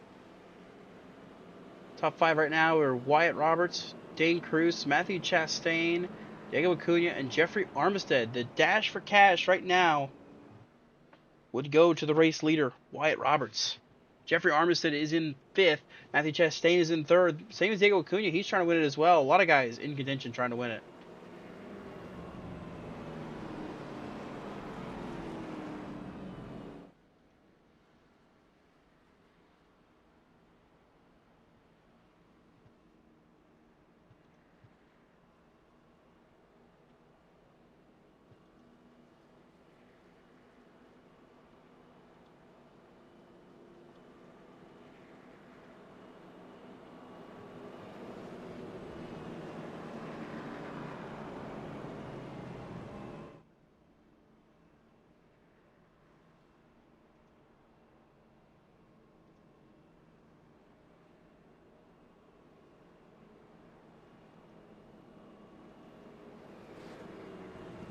So Wyatt Roberts gets into Michael Sturgill, brings out a caution, stacks the field up, and likely now a chance to win it with 5 to go on the restart. Of course, that paint scheme, reminiscent to Larry's Lemonade, the Brandon Brown machine. He drove to the win at Talladega. That was controversial. It's a little controversy here maybe for that 42 as well, but he's got a pretty good buffer in the fact that the 1 and the 9 in the 12 car, Dane Cruz and Matthew Chastain, both are on older tires compared to him, and they're starting behind him and outside of him. So he's got all the lanes blocked off, ready to try to defend on this restart. But how about some other names in the back of this top 10? Somehow, someway, Jace Lafort, that machine is running 9th. How on earth is that a 9th place car? Oscar Enriquez is a lap down in 10th. Robert Lukens is currently 8th. Just a lot of guys. Diego Acuna as well having a top 5 run. Some great runs for these guys. But it all comes down to this race win. Wyatt Roberts seeking career win number 1 here in the Slide Job Racing League. He came really close back at Atlanta, but it was Gavin Austin who stole the victory from him. Coming to the line. Can he take it here tonight to close out season 16?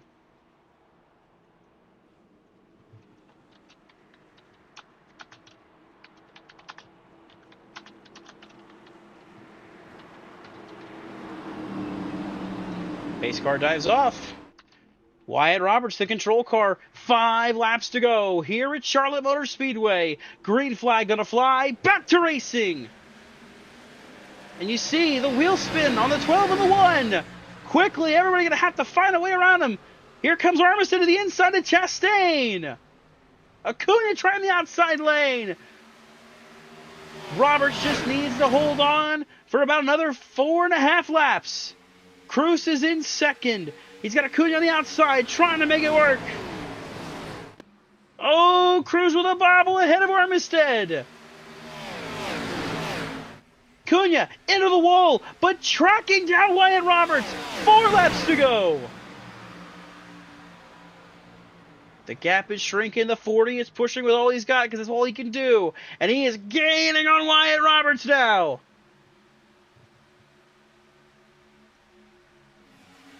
Down the backstretch they go. Armistead into 3rd now.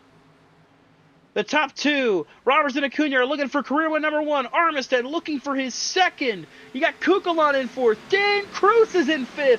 3 to go. Pitting under the technical caution seemed to be the right call. Taking the tires you had and using them here at the end. Acuna dropping off a little bit. He's going to have to find some more magic to catch that 42. Sending it to the inside. You see the middle lane being run by Roberts. A good run on the corner exit by Acuna. He's going to have a shot here. 2 laps to go here at Charlotte. The top 2 right there, nose to tail. As they come around. 1 and 2. Acuna right there on the corner panel to the inside for the lead. Acuna going to send it in there on the bottom lane. Roberts running high. Acuna down on the bottom. Lafort just trying to make it to the finish. White flag is going to fly. 1 more lap, and it comes down to it. Acuna and Roberts both looking for career win number 1. Acuna on the bottom. Roberts up top. Armistead lurking in the back in case these two take each other out. Roberts has the lead. Acuna into second. Gonna send it to the bottom. Roberts gonna block him. Coming off of turn number 4. He had to earn this one here.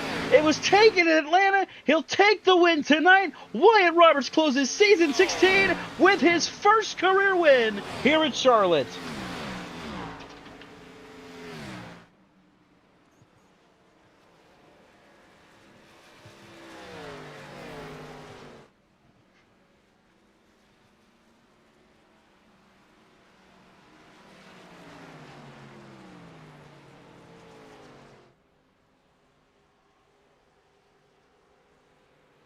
What a fight that was. Acuna could have easily used the bumper, could have easily done anything to take that 42 out, but he holds the restraint. And he doesn't take him out, and that's a very respectful move, especially when you're going for your first win. Could have used the bumper, could have driven into him, could have run him up the corner in 1 and 2. But instead, he raced him fair and square. Kudos to that 40 team. What a great run here to close out the season. Wyatt Enrique trying to do the nose-to-nose burnout. Instead, Wyatt's just pushing Enrique around.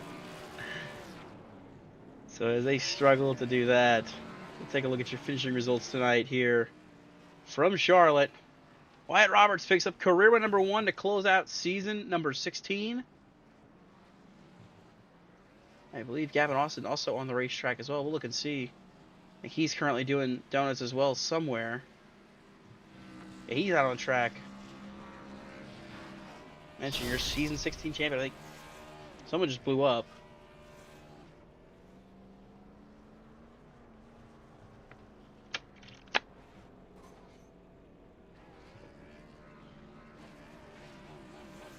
Wyatt burns it down. Here comes Gavin Austin. He'll come to the front stretch as well, and he'll burn it down.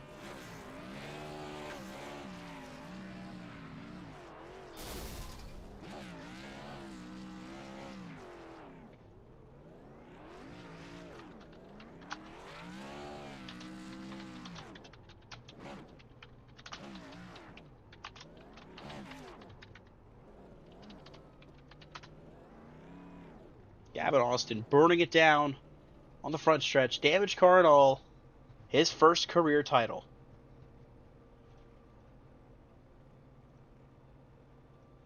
So now we'll take a look at the race results here.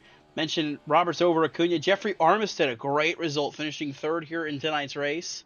Able to take home a podium finish to close out season 16. Enrique Cucalon coming home 4th. Dane Cruz, the dominant car tonight. The last late restart's not taking tires, bites him. He finishes 5th. Matthew Chastain will come home 6th. Little Fabian in 7th. Robert Lucan's great finish tonight in 8th place as well. Oscar Enriquez, his return to the Slide Job Racing, he'll take a 9th place finish. And Blaine Sparling comes home in 10th. There you see Trybinski finishing 11th. Jace Lafort, that damaged piece of trash, he comes home 12th. Despite having a car that needed to go to the junkyard like ASAP. He'll finish 12th in that car. Gavin Austin, your champion, will finish 13th, 7 laps down. You see all the DNFs pretty much after that. Michael Sturgill, Shane O'Neill, Christian Delgado, Dylan Parker, Ben Baffert, Gabriel Dehari, and then, of course, Yusuf Ghali. Looked early like he was going to be the one to take home the title. Power outage takes him out of it. He'll finish 20th, 21st, Tyler Watermole, and then Brett Bennett, Bridger Olson wrecked in that big one there. Zachary Tyler, Justin Rott, among other cars that did not make it to the conclusion of this race. And so we will start to find out our top 3 finishers. We'll talk to them all and see how they're feeling. I got to get some stats pulled up for all of our drivers that did well tonight. Sounds like I have an Enrique Cucalon in my ear.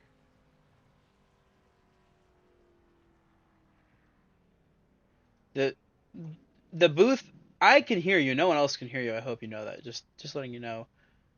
So don't. Yeah, he's talking to me right now. So like, it sounds like I'm going insane. I'm going schizophrenic, because I'm just talking to myself now. He's up here in my ear as well. He's here with us. So I believe this. Let's see. I'm trying to get stats together for everything, so I can do this interview properly.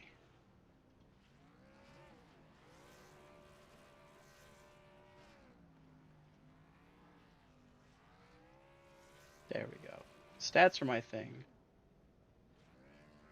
Okay, here we go.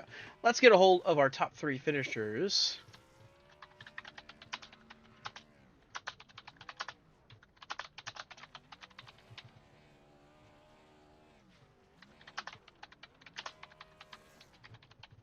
All right, we'll start with Mr. Jeffrey Armistead.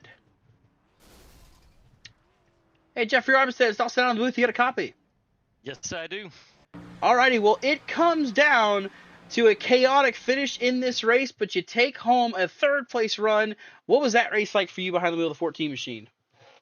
That was a very long race. It was really interesting. As soon as we kind of started pacing, we realized we only had 5 laps of tires, and the fuel window was kind of a stretch to get to 50, and that meant that you'd be in a really good spot if you saved a set. So at first I was kind of on a fuel save strategy to see if I could just eliminate a stop if it went green the whole way. Obviously that didn't happen, and then we had that one yellow that came out like 20 laps into a run. I came down just topped off to make sure I could do what I wanted to with fuel, and a few of us were on that same strategy, and with just topping off we saved that set of tires, which Enrique was going to finish 6th, I was going to finish 7th, and then we had that extra set of tires in the bank, and when that caution came out with like 15 to go or so, we were sitting pretty golden. So I was definitely better on the longer runs than I was the short runs, and it was a dash to the finish, and I did what I could. Was able to snag 3rd place. So I'm pretty hit or miss when it comes to running at Charlotte. So happy I was able to, work my way into what was at least a top 10, into a top 5, and top 3. Absolutely, Jeffrey. We closed out the season with a podium finish after what has been kind of an up and down one for you here this season. What are you looking forward to heading into season 17 and beyond now? Yeah, I'm curious if we're running this next season. I have no idea, but I definitely felt like the Xfinity car with the extra horsepower was really fun to drive at pretty much every track we did it at, and I don't know, I felt like it kind of lends itself to having to save a little bit, and I feel like that worked into my wheelhouse, and we saw that last week at Pocono, where I was able to get a 2nd place after starting on pit road and it going green for nearly the whole thing, and I don't know, just I don't get a ton of time in these cars, but it feels like this suits my driving style pretty well, so I would definitely welcome running the Xfinity car with all the extra horsepower again. So, yeah, it was definitely a good building season. Was able to, come away top 5 in points, which was really nice. So yeah, no complaints on my end. Well, already you mentioned it. I was going to mention it. Back-to-back podium finishes for the 14 to end the season. Teammate sponsor shout-outs. What got it done for you this season, Jeffrey? Yeah, shout out to all the fellas at Circumference Ultimate Motorsports. That's, Brett, Wyatt, who won. Enrique, we had Oscar finally back from whatever gulag he was trapped in. I don't know if I said Matthew Chastain. All the guys that joined, Tyler, Matt. It's always fun running with them, talking about strategies, whatever's going on in the race. So shout out to them for getting it done. And yeah, we got several top 5s out of it today too, which is great. Alrighty, that's your 3rd place finisher tonight, Jeffrey Armistead. He's able to pull it in 3rd to close out the season. Congrats on the 3rd place run tonight, Jeffrey. Yep, thanks, Dawson. I appreciate it. And I will now kick it to Enrique. I'm going to let him talk to our 2nd and our 1st place finishers tonight. I'll talk to our champion after that. But Enrique, what do you say we pull up our 2nd place finisher tonight, Mr. Diego Acuna? Yeah, let's bring it up. Hey, Diego Acuna, it's Enrique Cucalon, Dawson Allen. What do we up in the booth? You got a copy? I got you. Well, it's usually the other way around in the AWC Pro Series. You interview me after a race, but tonight it's my turn to interview here tonight. A second place finish for you and the number 40 team. How was that race for you? Oh man, it started a little bit difficult for me. I was like struggling a little bit. I was struggling with both the strategy and my tires. So I got into a wreck actually. So apologize to Fidel Fabian. I got into the wall. I was loose. I got into the wall and then came back into him. So I apologize to the 51 team. But yeah, after that, I decided to go ahead. I did a little bit of a strategy.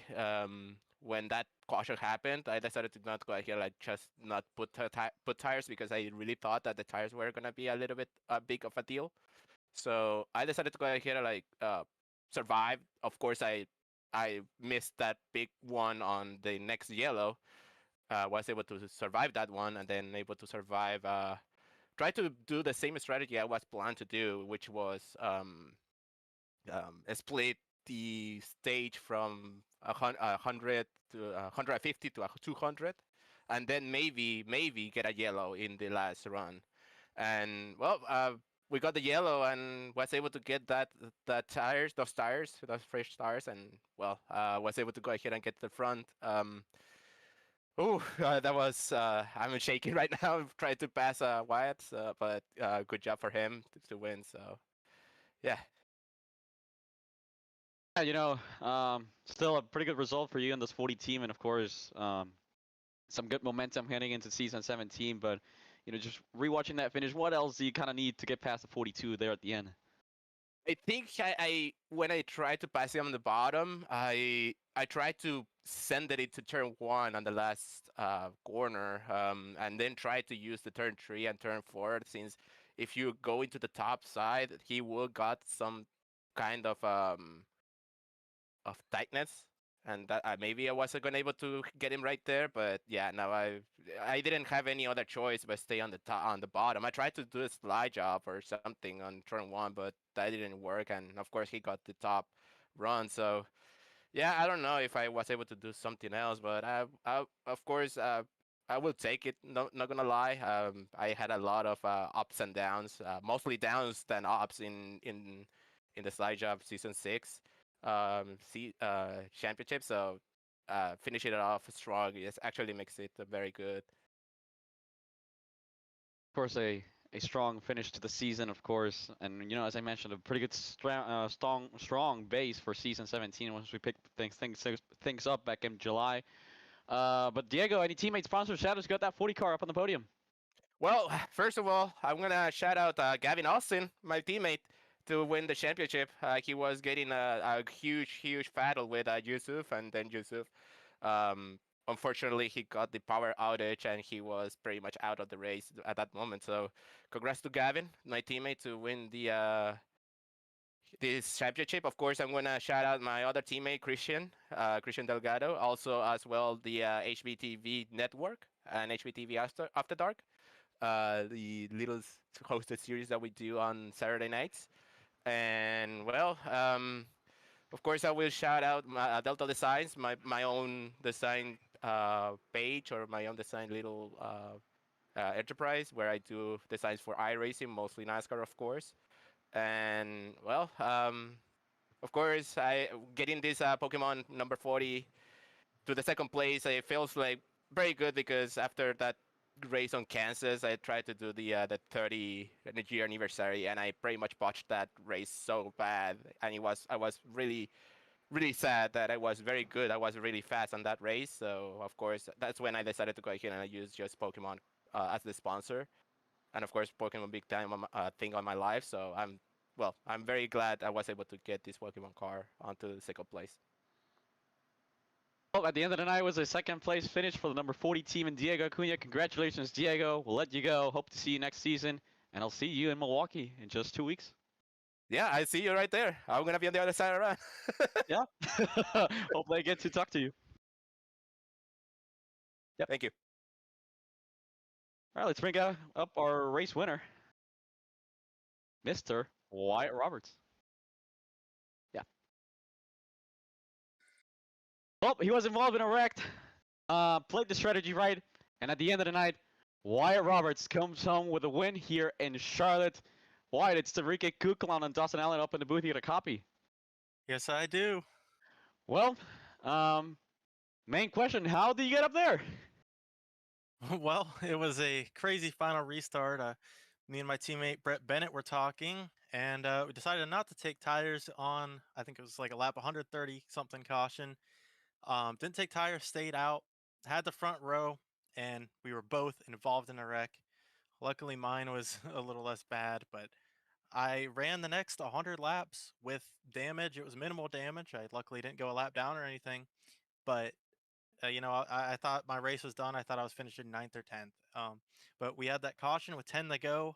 One of the few people out there that have an extra set of tires saved, and I mean, I was starting the restart in like 10th or something. I don't remember, but I just went full send, 3 wide in the turn one. I mean, and I was literally like the car of the beat on that final restart. I was flying, but unfortunately, I had that contact with Sturgio, but I did get the caution, and I was leader at the restart on the freshest tire. So then it was really just me and Diego battling to see who got the win. And luckily, I came out on top, running the outside for the final 2 laps. Well, only run a few races this season, and overall finish, I believe, 7th to the point standings. I believe this is setting up a pretty strong base for maybe a championship run next year. Yeah, I definitely I'm a big fan of the 110% O'Reilly car package. I mean, I've only ran a few races this season in Slide Job Racing League, but man, I mean, they've been a lot of top 5s, top 3s, and we got to win to close out the season. I am a huge fan of this 110% package. It just handles really good. It fits my driving style great. I was a fast car all day when I did have a clean car. Was able to save and take the lead for a few laps before I believe the first or second caution. So yeah, I definitely would like to run a full season, see where we could do, maybe take home a championship or even a top 3 in points. That'd be huge. Well, Wyatt, any teammate sponsor shout outs who got that 42 car up in Victory Lane? Obviously my dad, who watches all my broadcast races. I'm sure this one was a great one to watch. I know he's excited. Finally get another win in a league race, and I'm happy it's in SJRL. But also shout out to the Circumference Ultimate Motorsports teammate. Shout out to you, Enrique. You're doing some burnouts with me at the end. You're awesome. You're on a similar strategy, going for the win. Really, Brett Bennett also, especially the team owner. He set me up on that strategy. He set pretty much all of us on that strategy, but of course also Jeffrey, Matthew Chastain, Oscar Enriquez. So At the end of the night, Brett Bennett was not here for the finish, but Brett Bennett's strategy won the race. We'll see how he says now that he should have won that race. But congratulations, Wyatt, on the win, and we'll see you hopefully next season. Yeah, thank you. I'm happy to start next season on a high note. All right. We'll send it back up to Dawson, see if we can catch up with our Season 16 Slide Job Racing League champion, Gavin Austin. Hello. Man, I happy to win the championship. I mean, I don't know what to say. I wish Yusuf didn't disconnect. I don't know how it would have played out. He was fast and pulling away from me, but I don't know with that late race yellow. I don't know how it would have played out. But man, I had a horrible start to the season. I know I was out of the top 10 in points. I think I was over 100 points back from the lead at one point, and then just was able to stay consistent for the last few weeks.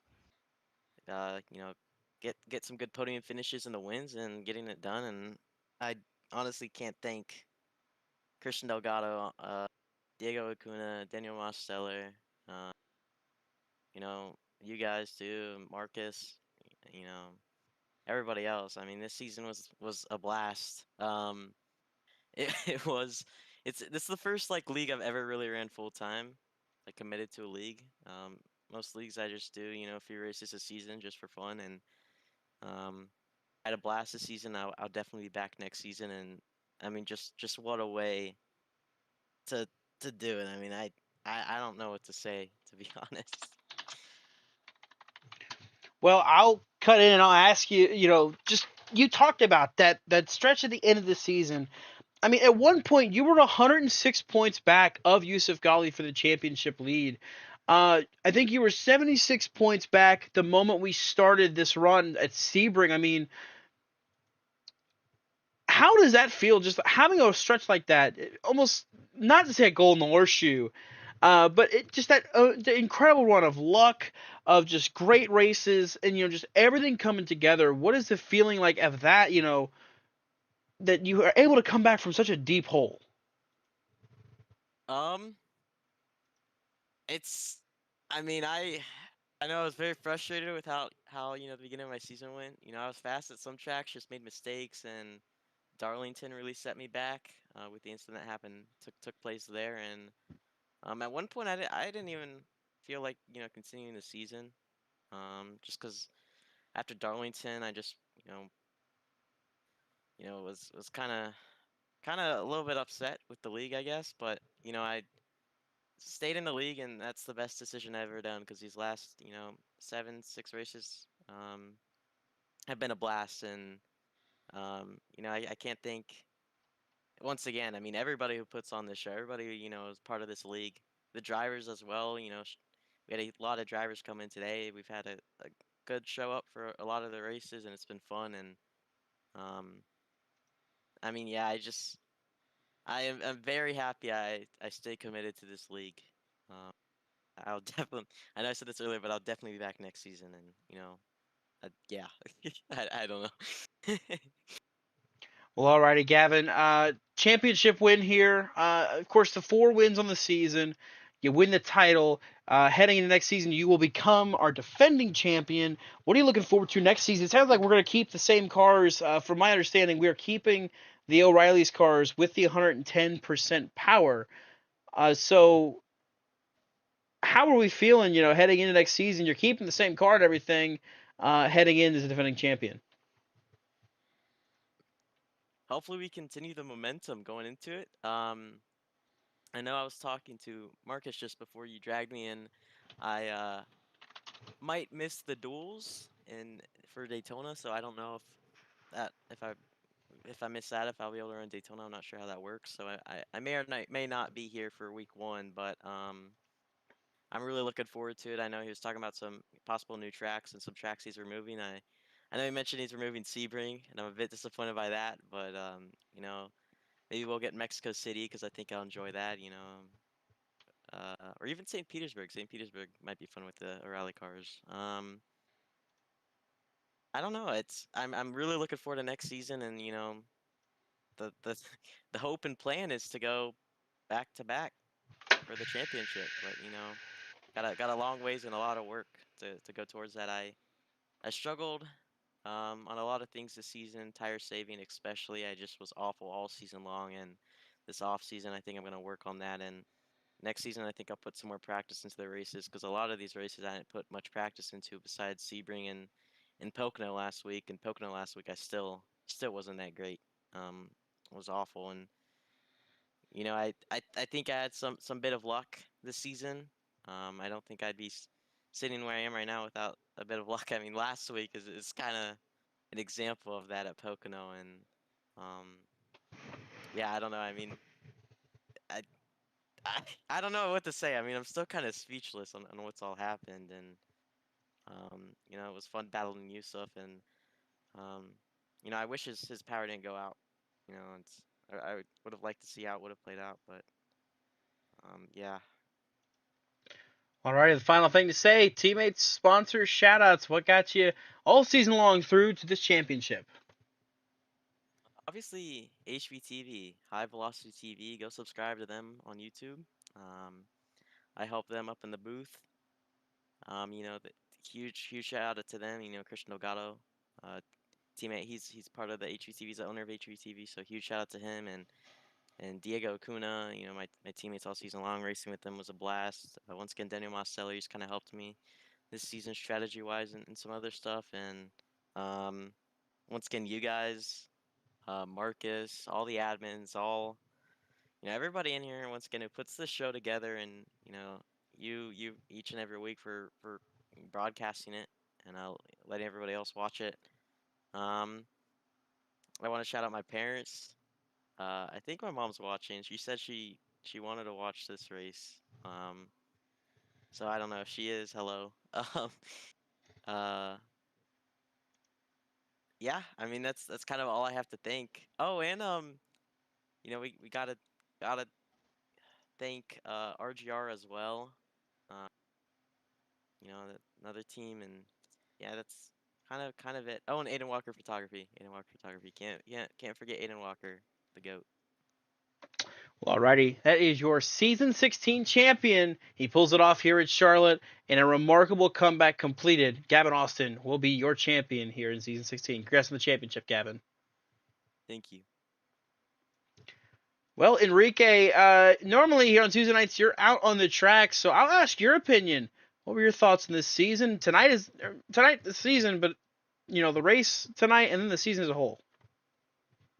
Yeah, tonight we as Wyatt and Jeffrey said, we were on a pretty clear strategy set by Brett Bennett at the start of the race. Then he went and wrecked, so it was up to us to continue that strategy. And during one of the green flag cycles, we just took fuel only and to save that extra set. And at the end of the night, it played out pretty perfectly. I wish I could have gotten at least a podium, but I mean, we'll take a top 5.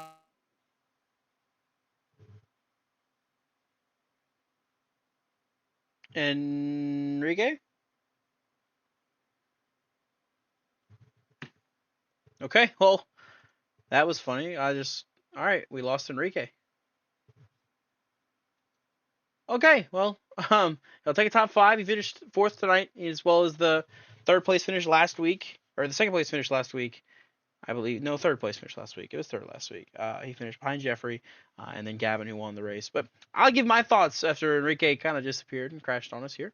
Yeah, I thought this season was great. It sounds like Enrique's back, but I'm gonna go ahead and just close this down because I need to go to sleep. I got work tomorrow. But yeah, I mean, overall, fantastic season. I had a lot of fun with the broadcasting this season. Even during some low points, there were some moments where it was really, like, God, why am I here? But overall, it was still pretty fun. There were some great races this season, great racing this season, and overall, we had a fun battle for the championship that came down to the finale. I just wish, man, just external forces like that you can't control are the worst.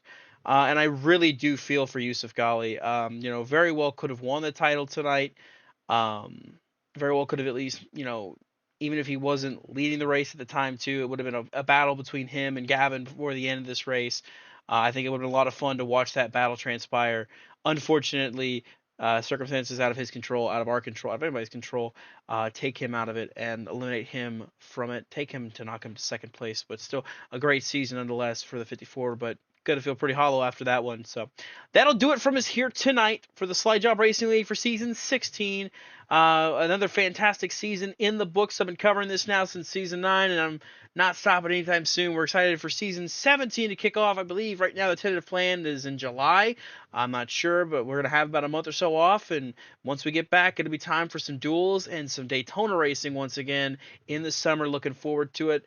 Right now, the only BRN slate, we have the Sova Racing League on Thursdays. We're off this week because of a lot of the drivers and me and some other people are all going to the Coke 600, so we're off this Thursday, so nothing this Thursday.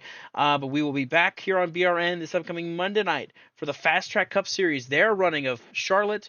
They're running of the 300-mile race. It's going to be a long one. It's going to be a fun one at Charlotte this upcoming Monday night, 9 p.m. Eastern here on BRN. I want to thank you to everybody involved with the runnings of this league, the Slide Job Racing League. That includes Dylan Parker, that includes Marcus Emerson, that includes Mike, that includes Connor Horn, that includes anybody else that I may be missing that's a part of the admin team or a part of just anything that works on getting this league running and keeping it going. Thank you to all of them.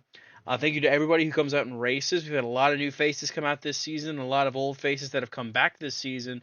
Had a lot of fun getting to call out some new names, some old names, and everything in between. We had some new winners this season that took their first career victories, like tonight with Wyatt Roberts picking up his first career victory. Had Alec Martinez winning at Auto Club this season. Gavin Austin got his first, second, third, and fourth career wins this season. And you had guys like Ben Bafford, who hadn't won in forever, finally pick up his first win in a while when he won at Kansas this season. Bridger Olsen continued his resurgence, but ultimately came up short. Justin Rott picked up his first career win and his second career win this season. And, of course, Dylan Parker earned win number 36 and continued to stretch his all-time lead. Just so many stories, so many everythings, a lot of great faces, a lot of great names, and we're looking forward to continuing that legacy and continue to add more to the story of the Slide Job Racing League with us here on BRN.